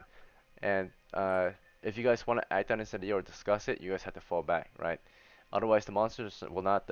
Unfortunately, this is combat now. So now we're no longer in the turn base or thinking time. Now this is combat. And combat is a little different from the normal style of play, which is you guys can discuss and then act. And combat, you only can act. In discuss, you can act or you can discuss, but discussing is also an action. So while you're discussing, the monster can choose to kill you, right? When the monster's turn, he can say, I'll tell the monster that the monster sees adventurers talking about how they want to kill you, right? So the monster can say, alright, well, I'll stab them while they're trying to figure out how to kill me. So, let's see. Everyone has a turn in combat. In the normal turns, like before, when it was peaceful, right, you guys can easily crush them and discuss peacefully without the monsters acting against you. No resistance. But now they're waking up and they can resist you. So here we go. We're gonna go down the list. We're just make sure everyone has a chance to speak. We know Laurentius is casting a spell. Aldith, at this point, you want to keep caving skulls in, or do you want to fall back and discuss your plans? What's your move, or something else? Nah, let's What get do you want souls to do? in. All right, you keep I'll take smashing souls. heads with your club. Okay, and Avelina, you want to keep Yep, you want to keep yep, the stabbing? fighting. Okay, I'm fighting. I'm a fighter, yeah. okay, you keep stabbing. Griffith, you want to cast a spell? Yeah, I'm gonna cast sleep because I don't want to die. Okay, very good. And Levite, you want to keep stabbing them in the throat with your arrow as they get up? No, I'm gonna fall back. Okay, yeah, you don't want to get surrounded. They're about Fair to enough. surround us. So you fall back. You got arrow in one hand, pole slung over the other hand, bow in the other hand. So your sling is over your shoulder. Your bow and arrows is out. So when you fall back, next round you can start shooting them, right? Like a machine gun, Okay, just good. light them up. So right now you're gonna fall back though. You don't want them to get too close to you, because soon your advantage right now was them sleeping. If you fight them while they're awake, you're giving them a chance to kill you. So the best way to kill them is to give them no chance to kill you at all, right? Or hit you at all. So you made a very smart move, Levite. Let's see. All right, those who are still fighting now, you have a chance to die because you choose to stand while they have resistance, right? Earlier they cannot resist I'll you, be so you could fine. auto kill them, but now they possibly can resist you now that they're waking up. Um, so for the combat, we start with missile combat. There's none. Go into movement phase. There's some movement. Levi fell back to the other party, the first party. The scouts or the chargers, right? You're left in the fray as these monsters are getting up. They are woken, and last round while they were awake, right, and you killed some while they were awake, they were picking up their weapons. This round they're getting up and about to beat you in with their weapons. This round, right? So for movement, you see them getting up and surrounding you completely with their clubs and uh, their hand Wait, axes, or pi- mostly just clubs and waking up and javelins. picking a weapon is an action, though, no? I have to. No, they just got up, right? Like their turn starts, so you woke up, right? What do? I pick up my weapon. That's it. You don't wake up and just sit there, right? So Okay. you wake up. I tell them the scene, right? And then of course they picked up their weapon for their action. So Okay. They don't you want to think surround me about it? yet. You said they surround me. All right, Evelina, do you want to think about it? No, I'm Okay. stabbing. It's still my same action. Okay. Very I well. already said my action. All right. So if we do ask a question in combat, I should also let you guys know that it's like thinking. So you have a question like, hey, how many are there again? Your character's gonna stop and count them out, right, instead of fight. So let's see. So just keep track of it, All basically. right. So we're gonna go down the list still. We're in melee combat. So for melee combat, the monsters have moved in, right, while you guys are busy crushing them, and we're gonna roll initiative here to see who's faster.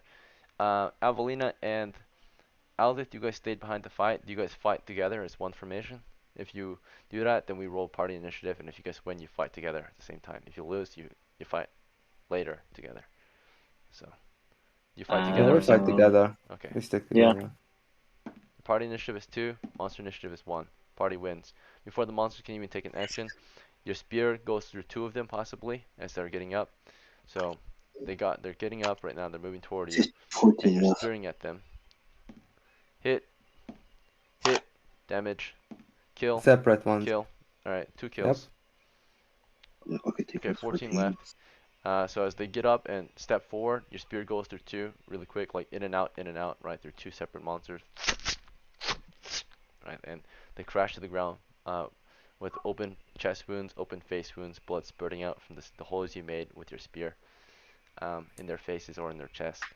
There's another one that ran over to, of course, to Aldith, Aldith, you ready your club like a baseball bat, shield in the other hand, and you go ahead and do a one-handed swing on one to cave his head in as he runs toward you That's what I'm talking with about. a javelin or club.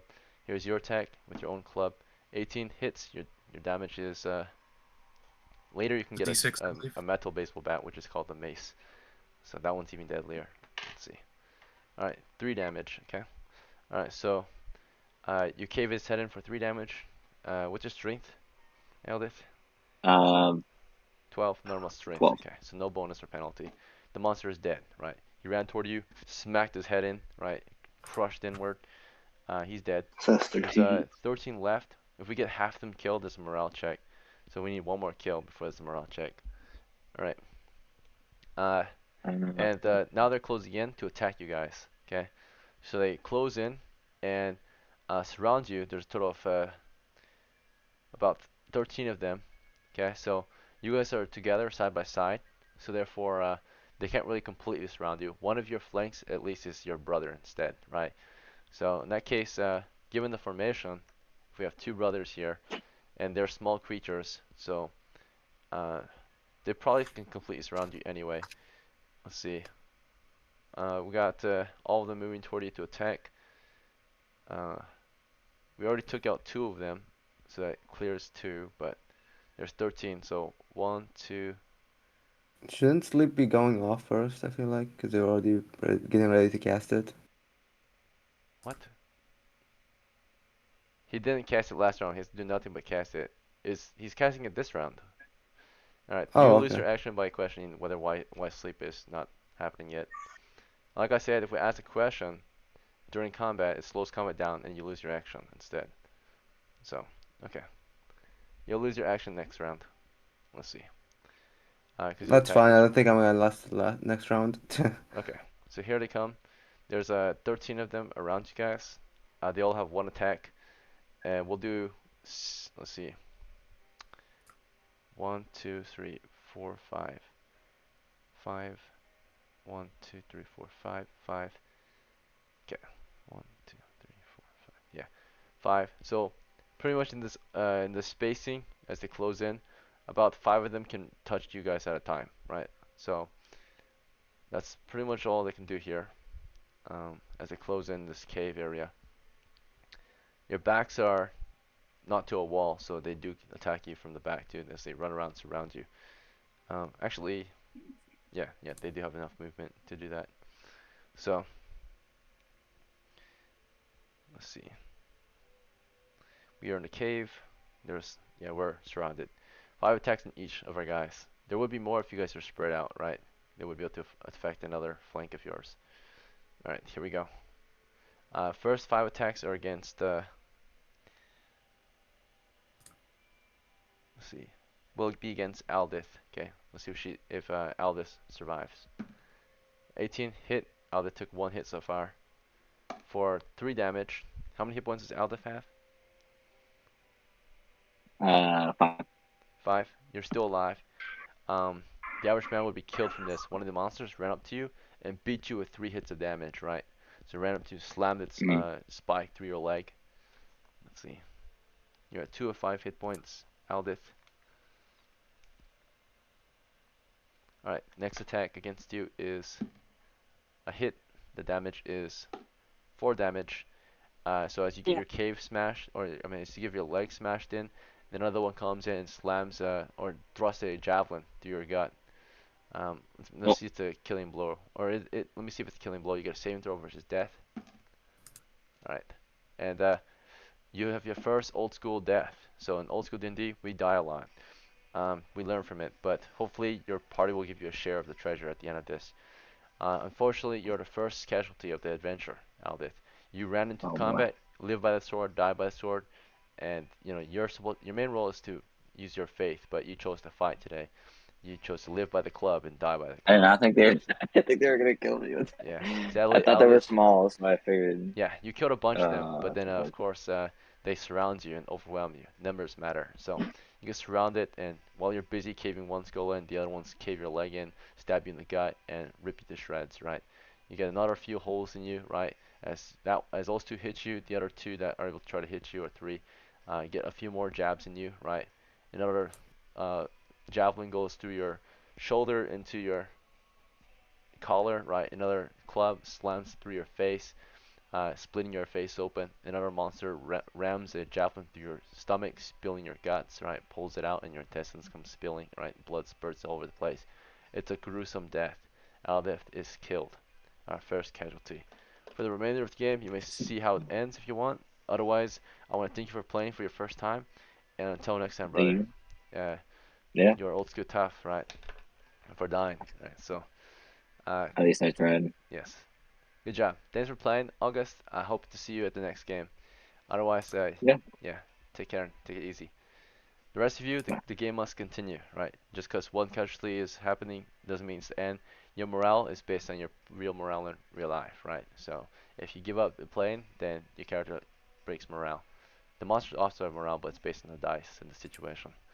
Alright, combat continues, and here comes the next casualty possibly. Our next target is the fighter who charged the enemy and did not retreat, right? So when they all woke up. So now he gave them a chance to hit him too. And here's their chance. 5 of them attack. Miss. Miss. What's your armor, fighter? It- It's 6 Armor class 6. or 7, I think 7. What is your armor though? What are you wearing? Uh, I don't have a dex bonus. It's 8. It's 8. I don't have Gabbeson. Okay, that's why I asked. Alright, so you just have a gamson on. Okay, a 10 is a miss. Alright, And 2 more. Miss. And miss. Alright, you survived it. Gosh. Okay. Oh my god, dude. So you're able to push them all back. Your gambeson protects you. They jab and beat into your body armor, which is torn and slashed at. You kick them back, you push them back, you survive 1 round of combat, outnumbered, right? After your melee, you're in a daze. You're like, "Where's the sleep? Where's the sleep?" Right? Save me, And here comes the please. sleep, right? You're busy asking why the sleep hasn't gone off yet. Let's see, but you charged before they even could start casting. That's probably why. All right, here comes the 2d8. This is our Holy Mary or Hail Mary right here to save our party with roll high enough, and they also get saving throws versus sleep. So this is the first magic user using their sleep spell is Laurentius, 2d8 I effective. got I got a +1. Okay, sure. You affect 5 hit dice worth of the monsters. Okay. There's a total of 13 left. Let's see. Passed, failed, failed, failed, failed. 4 fails and 1 pass. So 4 sleep under your spell. So this. Okay. Alright, here Um. comes so there's only 9 left. Here comes the other magic user's sleep. 7 plus 6, 13. Your sleep is a lot more powerful. Lucky you. What's your intelligence, Oh. Levite? Or not Levite, sorry, Griffith? Oh, my intelligence is 12. 12? Okay, no bonus. 13 hit dice total. We can have overlapping. So, there's only a total of 1, 2, 3. Let's see. There's 9 left. You have 13 sleeps. Failed. Failed. Passed. We'll try that one again. Passed. We'll try that one again. Passed. That's already 5 sleeps used, and we got 2 down. 6 sleeps used. That one finally goes to sleep. So there's 3 down. 4 down. 7 sleeps used. 8 sleep. Sleep number 8. 5 down. Sleep number 9. 6 down. Sleep number 10. 7 down. Sleep number 11. 8 down. Sleep number 12. 9 down. They're all down. The last of them are put Oh to my sleep. god. The combat's over. And Oh. Evelina, or you did not give up. You survived the combat. Let's see. Oh my god. Kill Alright. them all. They're not Fucking magically speed all of killed. them. Evelina, you're surrounded. Right? You lost a brother today. Right? He got jabbed multiple times, but those enemies were put to sleep. And from here, you start caving skulls in with your boot, your spear. You thrust them. Right? Levite, you get back to work. You don't have to use your bow and arrow. Then you can just go back with your arrow, get back to work and slicing throats. Now, there's no chance of them waking up when they're magically slumbered. When they're magically slumbered, the only way to wake them up is to forcibly wake them up. Right? So, while they're magically slumbered, you can just rip their throats open. Yes. Okay. Let's go. You Good show, guys want to Griffith. work Good together? show. It will go faster if you all kill them at the same time. Yep. Laurentius will take one of his stones from a sling and just start bashing their heads in. Alright, you go over there. Learn to pick up a small stone from your sling bag. These are not normal stones, they're sling stones. So they're not that Yep. good at it, actually. You can just pick up a rock from the ground. They're bigger. Or I can pick up Aldith's club and I can use that. Oh yeah, it's a lot better. You pick that up, it's bloody. I guess you can keep this, right, in memory of Aldith. And you go around Yeah. caving skulls in with the club, right, just bashing heads in. Brains splattering all over the place. Evelina, your spear goes through their throats, right, ripping through a sharp spear blade. Ripping through their throats, blood spurting out, right? Muscle and skin tearing, right? Disconnecting heads and bones from the rest of the body. Spears going through faces, spears going through chests and hearts, right? Blood spurting here and there. Monsters wheezing and curling up, waking up to, of course, fatal or, fatal wounds, right? That will kill them. They wake up, squirm maybe for a few seconds, blood spurting over the place. They grab at their own wounds as blood spills to their fingers and they die, right? All 13 are crushed and killed. Alright. 25 Let's total go. dead. But your at what feet. cost? The cost Exactly. of one of our What brothers. cost? Aldith the Acolyte lies dead with multiple holes in him. Right? Face caved in, I, holes in his body. One I, brother dead. I will take his shield. I will tell him, I'm sorry, brother. Okay. So Aldith loses his shield. Is there like something I can keep of him that like you know And I club. can keep as a memorial? The club goes to Laurentius. Well, I'll give away the club to somebody who wants it, just in Okay. case. You want to give it to uh, who wants it? Griffith or Levite? I'll take it if you don't, if you really don't Okay, need it. I'll give it. Uh, Well, I think Levi needs a close range weapon too, just in yeah, case. yeah, He doesn't have yeah. one. Oh, okay, Okay, then yeah, Okay. take it. I'll He give it can to take Levi. from the kobolds, no? They have weapons, no? They might be rusted, I believe. Yeah, they are. Yeah, I'll give Levi the club then. They're stone weapons. Stone javelins, stone clubs, right? Or spiked clubs with not really stones in it, but like other sharp pieces like shards of flint. So, alright. Their weapons are not as good as yours. The iron and steel weapons that are easier to maintain, right? And sharper and better in all ways, right? Human crafted weapons versus, demon or cave dweller crafted weapons. Let's see. Alright. So of course we got a club, a proper human club, passed over from the corpse of first it was on Aldith, then on Laurentius, then passed on to Levite, the thief, who you know has done a good job using just the arrow. One of your arrows at this point is bent and broken, by the way. So the one you've been using to stab throats with, you probably won't use this one to shoot with.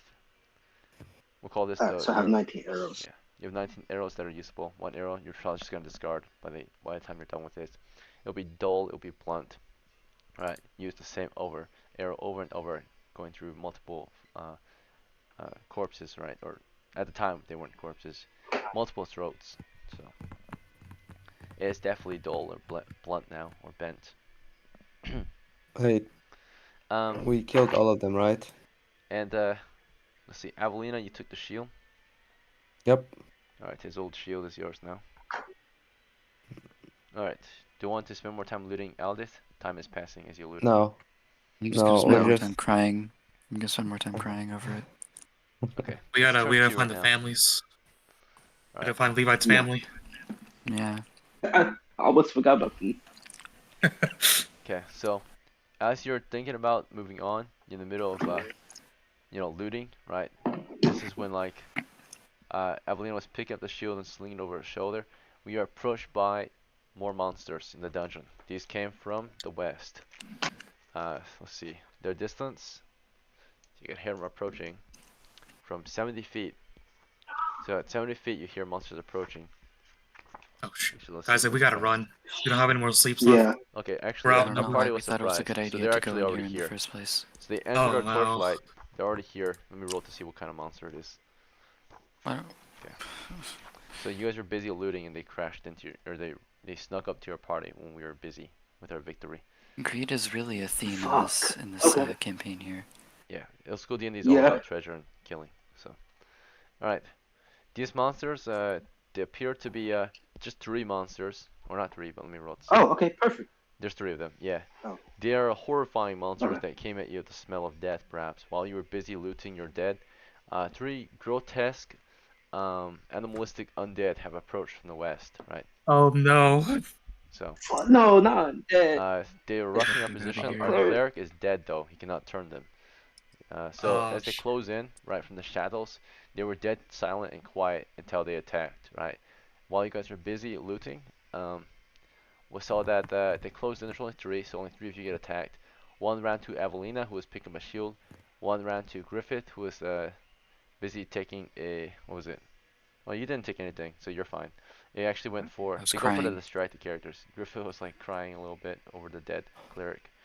Uh, Levi, the apprentice, right, was getting the club passed to him from Laurentius. While you guys were passing weapons, two monsters arrived and attacked the two of you. One leaped onto Levi, one leaped onto Laurentius, one again leaped onto Aldith.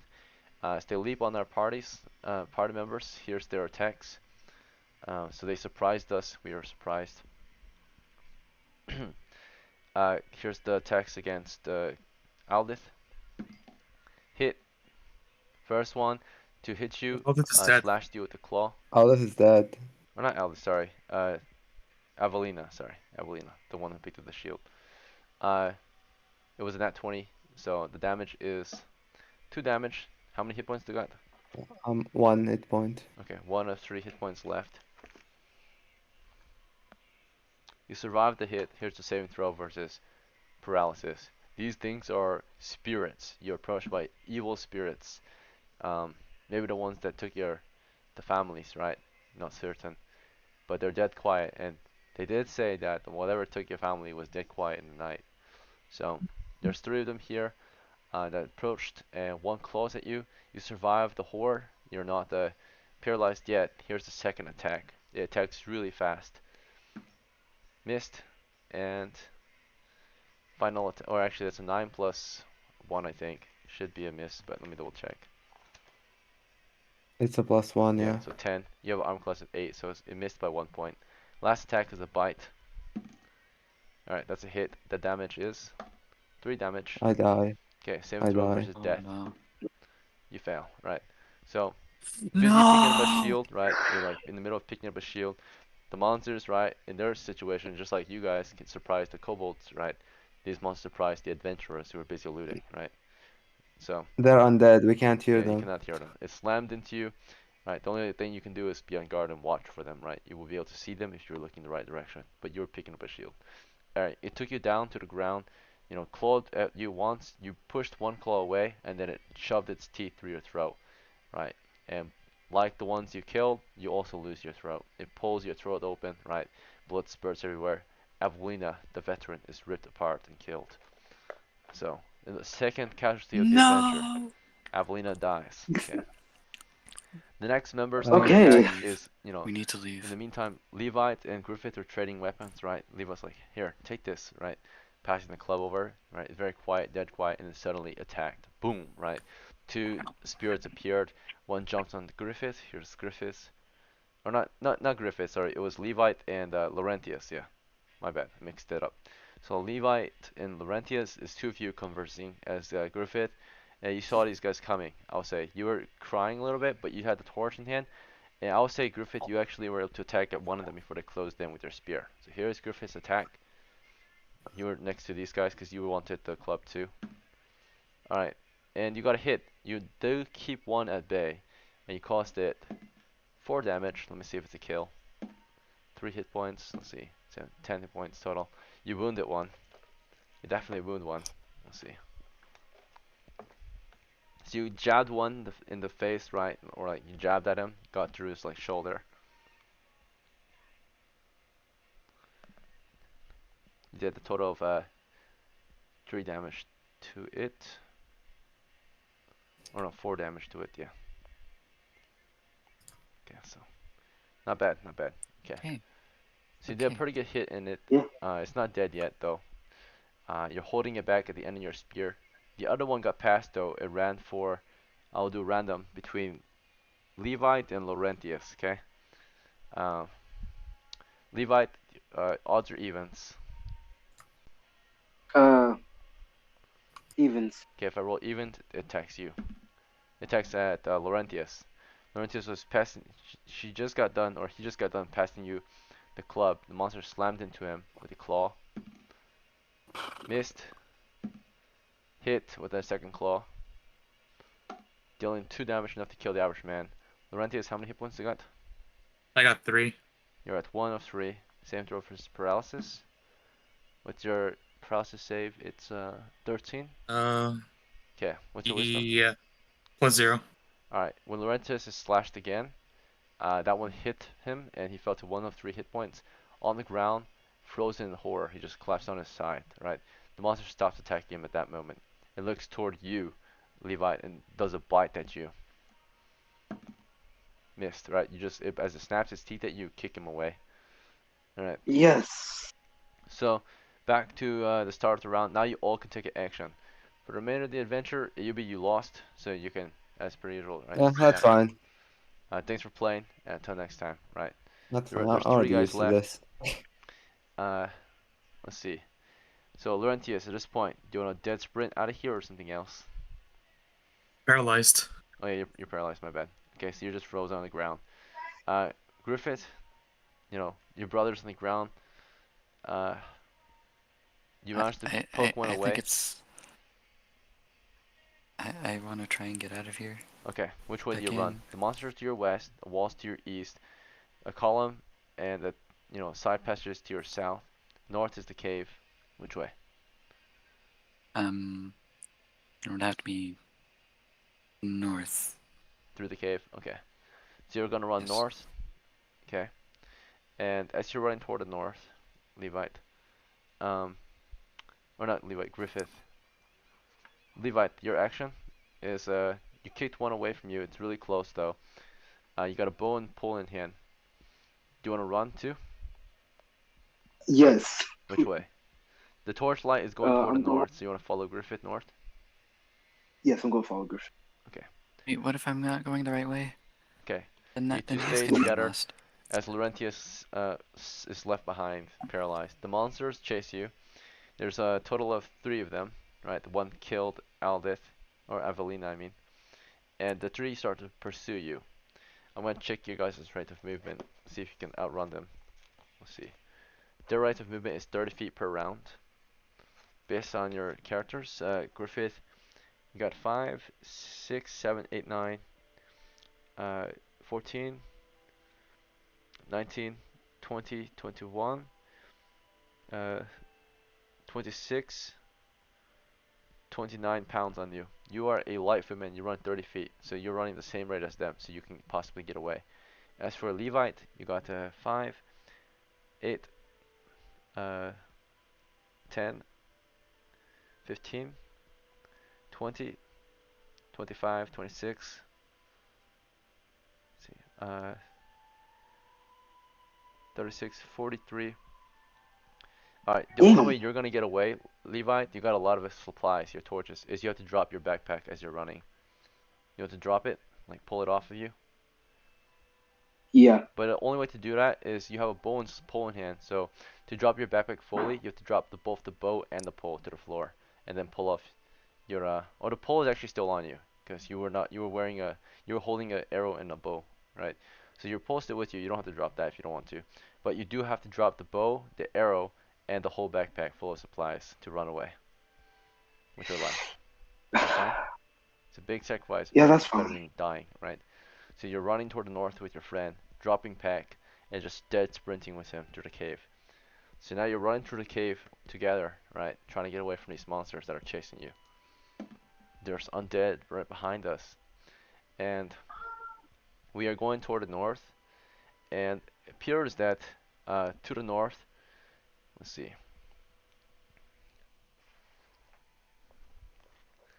Alright. There's a different kind of monster here. But there's monsters here to the north. As you're moving through the cave, you're moving through a new area, and you're closing in on a new group of monsters. Appears to be a group of small creatures, small men, encamped together. They're all they're all resting, but they hear you approaching, right? And you see candles light up around them. You can see that they're camped up and surrounded by like a barricade of sorts. They're surrounded by wooden stakes pointed up toward you. They say, they yell at you. They're like screaming at you in the common tongue. Quickly, come in, right? You get past their Oh, yes. palisade. They're halflings. There's a total of Oh, Let's go.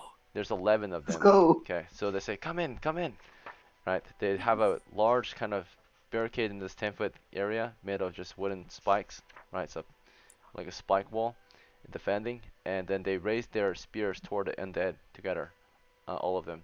When the undead see the halflings, they run away, and the halflings say, "Yeah, get lost, bitches!" Right? And the halflings light their candles. Griffith, we survived. You Oh got my a good god, we did it. encounter. We made it. Sometimes we encounter good things in the dungeon. Ah, The halflings, they say, oh, "What happened? Where are you from? Are you okay?" There's so many.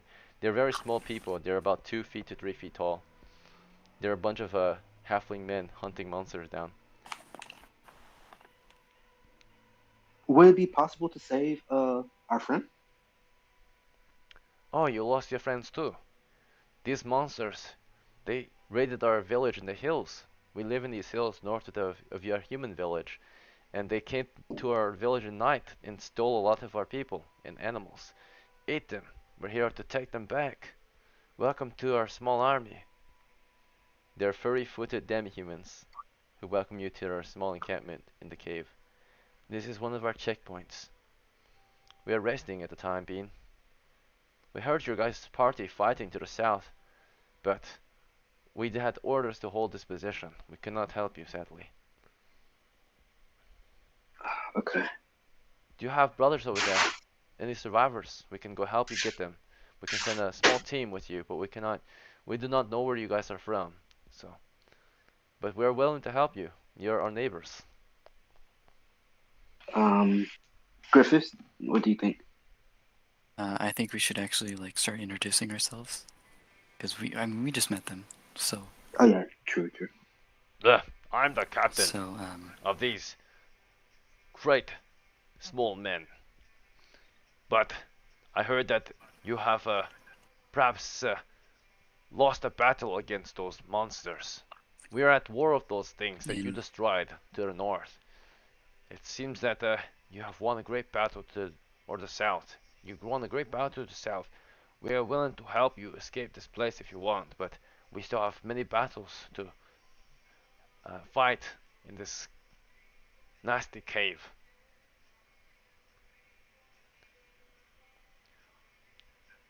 How many battles are they talking about? how large are these battles? Yeah, Well, depends on what monster we encounter. Every day we have one battle. every day. Okay. Yes. If we do manage to save our friend, we could actually do this if you want, or we could just run away. It's still very risky. I mean, they're only gonna send a small squad with You're in us. the area of the cave to the north, right? So they're willing to help you out, it seems, right? Yeah. Where did you battle the monsters? Can you show us the way? Yes. Levi, You want to take them? Um. Levi, I don't have the map remembered or drawn, so I think you. Well, yeah, I do have the map candidate. drawn. All right. So which way do you want to lead the halflings? About a crew of one will follow you. Just yeah, one Just of them one follows person? you. Yeah, one of them follows you. They just want to see where you fought your battle earlier. Please show me where you fought the monsters. So Hmm. lead the way, Levi. Okay, if I did my math correctly, then we went Which way do you want to lead we them? went South, west, right? west, east, or north? Right now you're We went north up here. Yeah, we're north Right. right now, so we and the east was where we found the first mushroom, so we're gonna go west, right? Well, no, south. No, yeah, south. you want to go south? Oh yeah, south. Okay, you both Because we vote came south. up north. Okay. So the two of you want to lead this one halfling to the south of you. You guys explore together. The halfling brings his torch, and in the other hand he has a javelin. And hanging from his belt is a sling and bag of stones. You approach. He's heavily armored. Human armor on halflings is even more beneficial. So they don't need as much armor naturally because they're so small. So it's easy to armor up these guys, right? And make them almost invulnerable. Nice. Anyway, the small guy comes with you to the south, and he's only wearing simply, you know, a human-sized helmet fitted for his head, so it's almost you cannot see his face pretty much. He's also wearing a human-sized gambeson fitted for his body, so it's pretty darn protective on him, right? He's in a full suit of armor. Anyway, you approach the south side of the cave, and you're approaching the horde of monsters you killed, and he's like very ecstatic to see it. He's like, "Oh, it's true. We heard you guys battling these monsters from a distance. We weren't sure if you would survive it. We see our camp was under siege by these monsters that you killed. We could not fight them because they kept on shooting us from a distance. We took cover behind our crates, and they never charged our battle line because we had a good defense, but we could never escape because they were always in the way. Thank you for your services of clearing them out. There were so many of them. 25. Wow. You managed to kill all of them. We only had a group of 13. We had no chance to kill all of them. We lost a lot of brothers in that fight. I'm sorry for your losses. As he looks at the few, and says, "Oh, that one's still breathing." And he goes toward it. It's Laurentius. Is this your friend? Yes. Yeah, I think so. He looks very Because, cold. We can help him get feel better if you want. Take him back to our camp. yes, we appreciate it very much so.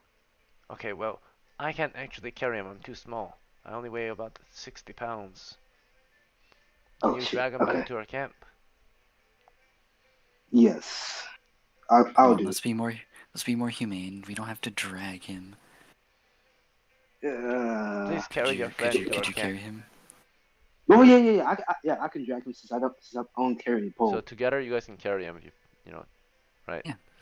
You guys grab onto him and lift him up and carry him all the way back to the halfling camp. From there, they invite you to have lunch with them and have your friend rest. They give him tea. Wait, They warm question. his body up with a fire. Yes. Uh, was it possible for them to like find my stuff when coming back? Oh, on the way back, yeah, you Yeah. picked up your backpack on the way. You got all your gear back. Yes. Okay, Thank God. that's fine. You're in the halfling camp now. They're also fighting the same battle as you, fighting these monsters in the dungeon or the caves. And there's 13 of them, and apparently they have been here for a few days, trapped by those monsters that you fought. The monsters were just Just want to sleeping carry while him. they were also sleeping. They were both sleeping during the day. So they basically had a truce in that time. But while they were having their truce, you guys came and killed them all of their enemies. So Okay, now they can, wonderful. of course, advance their troops. So your group of men, managed with your magical spells earlier to take down the whole horde. So that was pretty good on you guys.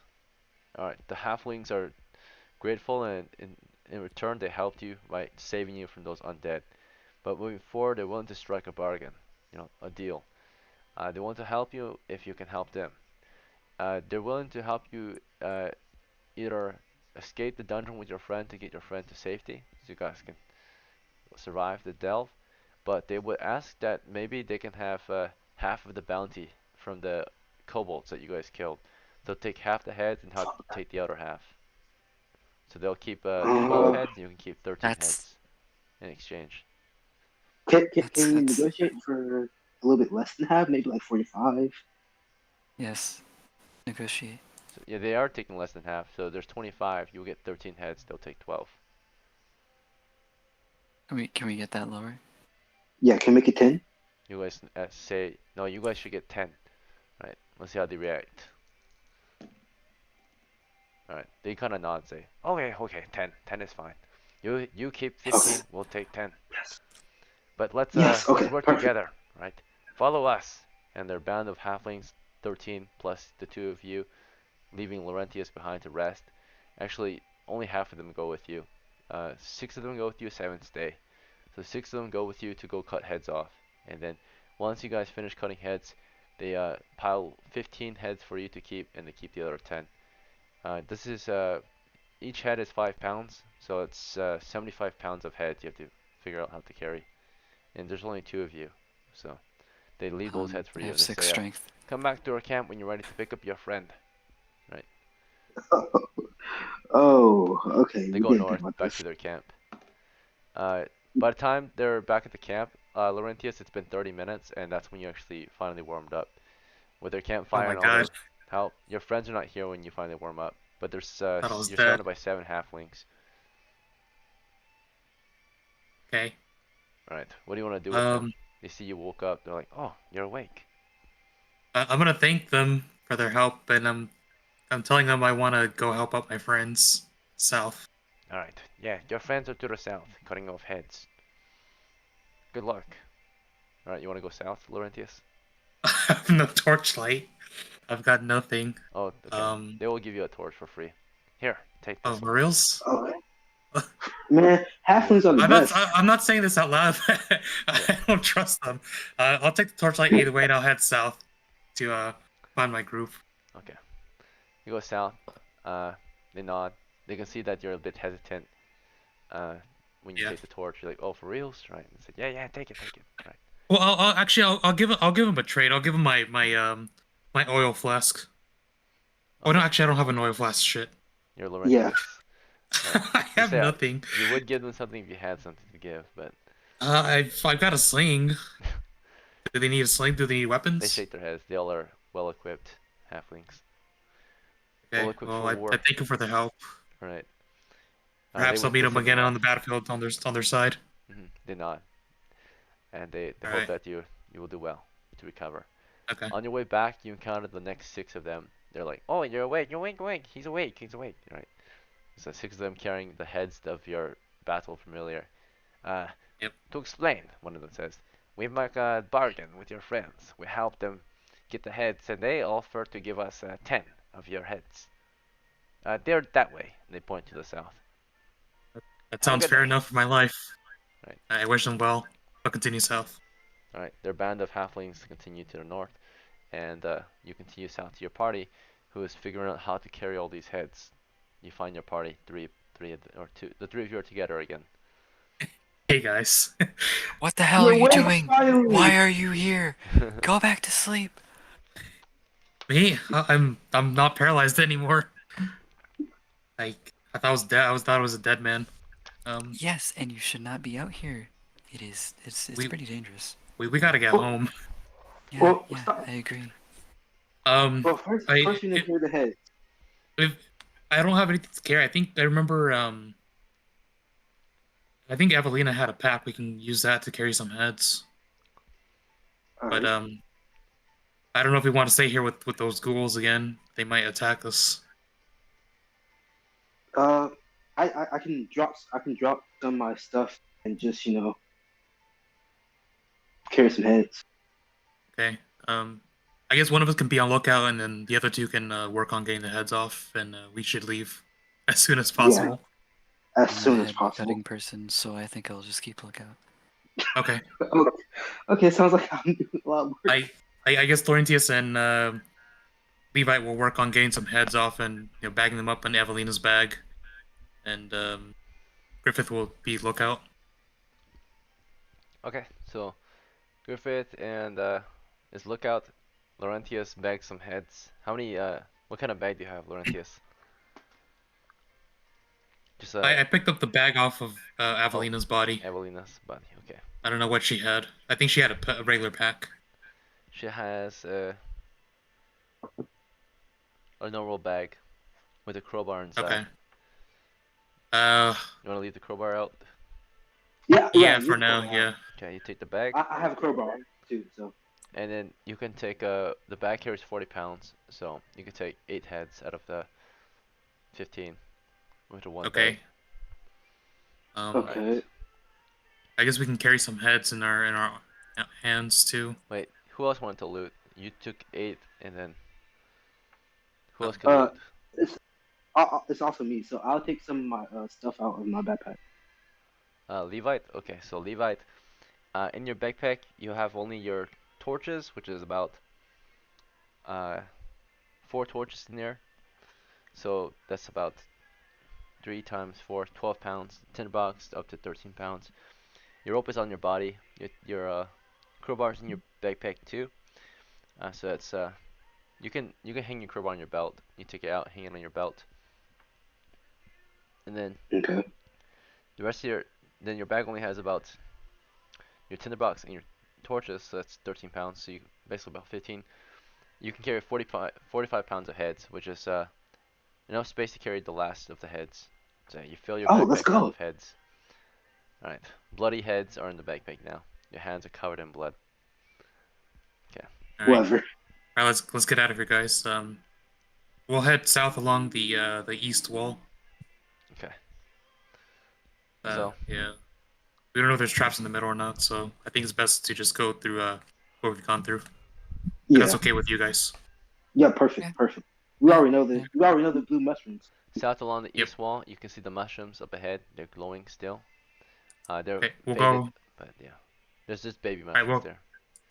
okay, we'll go west along the south wall, and then once we see the Diglett south, we'll go take that tunnel out Okay. south. Yep, you see it. You lead your men toward the west. You guys continue past the column toward the exit on the south. You go through it. It's a tunnel leading outside of the cave. You escape the dungeon in the Yes. cave, but you do not find your family this time. Oh right. Fuck. Yeah. So your quest has failed. Who knows how long you've got till your family is eaten or killed, right? In that cave. So, Well, there's still time, right? It's never too late. Yeah. uh, Still time. let's Plus, see. For game time wise, we've been playing for 2 hours and 40 minutes. We only It's usually been play two for 3 hours. hours. Yeah, it goes by quick. Um, so the game is wrapping up. If we do not end the game on time, we'll have a thing called Dragon Fear, and this line is terrorize the dragon. But pretty much, if we run out of game time to wrap the games up, usually there's a dragon attack. Dragon attacks only occur when there's adventurers that, you know, fourth wall dimension, they need to leave because there's automatic dragon attack to wrap the games up. So, all right, so uh, we have 15 minutes of game time left. This is enough time to get home. Sadly, you couldn't find your sisters or your mothers, right? So you're gonna have to hope that they're still alive after a week of being in the cave. They've only been in the cave for roughly a few days since they disappeared, right? But since you failed your quest this week, it was a time-based quest, right, to save your family. Chance of them being alive still in the next week is very low, right? So you pretty much oh, you failed your quest, right? So you failed your quest finding your mother and sisters and brothers. You'll have to just kind of drink your sorrows away and give up on the quest. But you can always go back and get your revenge at least. So you failed to save your family, but you can always avenge them, right? I'm So, sorry, I'm Levi, we gonna were be too honest. weak. My condolences, Levite. all right, Thank you. I'm surprised I'm not dead. okay. Me too. So Same. Well, we still have to do a wandering monster check when we go back to town, so we're not in the clear yet. Oh Oh god. yeah. So we have to Fuck. cross the hills. Yeah, we gotta. Yeah. Uh, We head south home towards Cormaca. all right, uh, Carmichael. Cormaca. Home sweet home. all right then. I going south through the hills toward your village again. Um, and what's that? Let's see. There's a 1 in 6 chance of encountering a monster on the way home. Okay. No. Alright, safe travels. No. Safe travel. So, Yes. Thank you God. managed to get home from the caves. Uh, Sadly, you weren't able to find your mother or your sisters Yeah. from the cave, right? You don't know what took them. Whatever took them had to be a large group to control all those people. Uh, and over the Oh next few yeah. days, you would be selling your heads. You would come back sad and tired about the quest being failed. But I'd definitely be sad. uh, your quest might have actually succeeded. In the next few days, a band of halflings comes into town, right, and brought your family to you. The family was Yes. guarded by a horde of kobolds apparently that you guys killed, right? If you Oh. guys just explored the chamber east, which was in the area that they were guarding, you guys would have found their family. So they were just there with no guards or no monsters guarding them anymore. So they were basically they left and saw the halflings. The halflings helped them get back home. So you found your mother and sister in a few days, escorted by the halflings. You unintentionally, without knowing it, killed the monsters that captured your family. It appears, and you just didn't go and save them. You killed the monsters and left, and didn't go and grab them. So you killed the monsters that Oh. captured them. Right? It was a horde of kobolds naturally that could take over your mother and sisters, right, and kill your father. The wicked, hairless little things, right? Evil creatures that would do something like that. So they were captured, and pretty much they were just, you know, about to be eaten, right, by these monsters. They love to eat humans. Uh, the total casualties of the group of people that they captured. They were only captured a few days ago, and they all ate one person each day. So only 2 people returned out of the group, Oh, and pretty much it was just your mother and yeah, no, not your mother. They probably ate the mother first, actually. I'm gonna oh, Yeah. So I'll let you choose who came back. Um, Out of the people that came back, there's half of them are your family, half of them are not, right? So basically, I rolled that there's 5 people captured, right? So that means 3 of them died because it was 3 days after. They ate 3 people in front of those who were captured. Those who were captured are traumatized, right, for their life. Uh, they like are different and changed, right, after seeing their family and their friends get eaten, right, after being kidnapped and perhaps mutilated or hurt badly, right? So they are traumatized. They are badly injured, but the halflings brought them home, escorted them all the way back, fed them, and took care of them, right? Their halflings are allies to the humans. And of course, only 2 of them came back, so I'll let you choose. Do you want it to be your mother that came home, your younger brother, or your younger sister, or your grandpa or your grandma?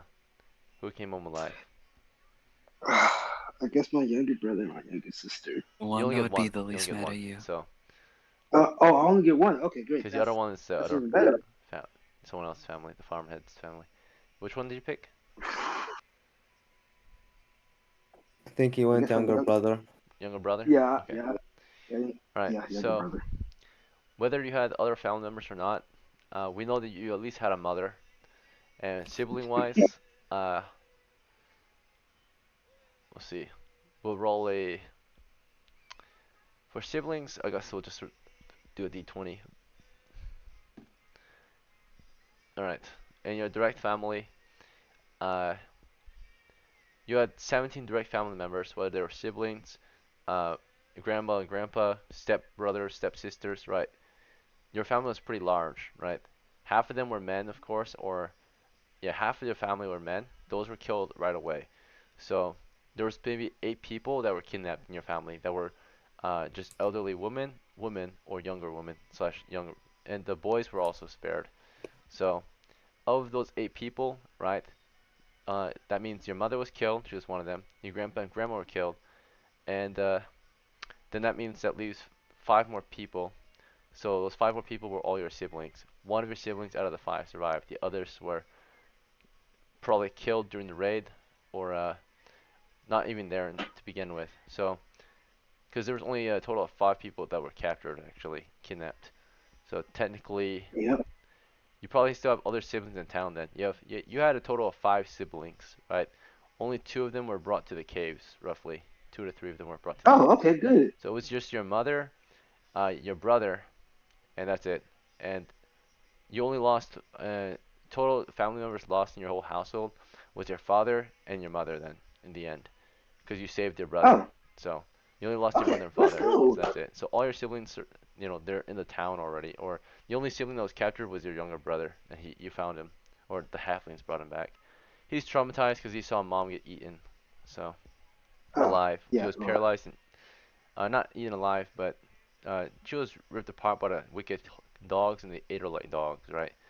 Those dogmen, those kobolds, they like are all on fours, and they just like chew her apart like dogs and eat like small dogs. They eat her up like a dog, right?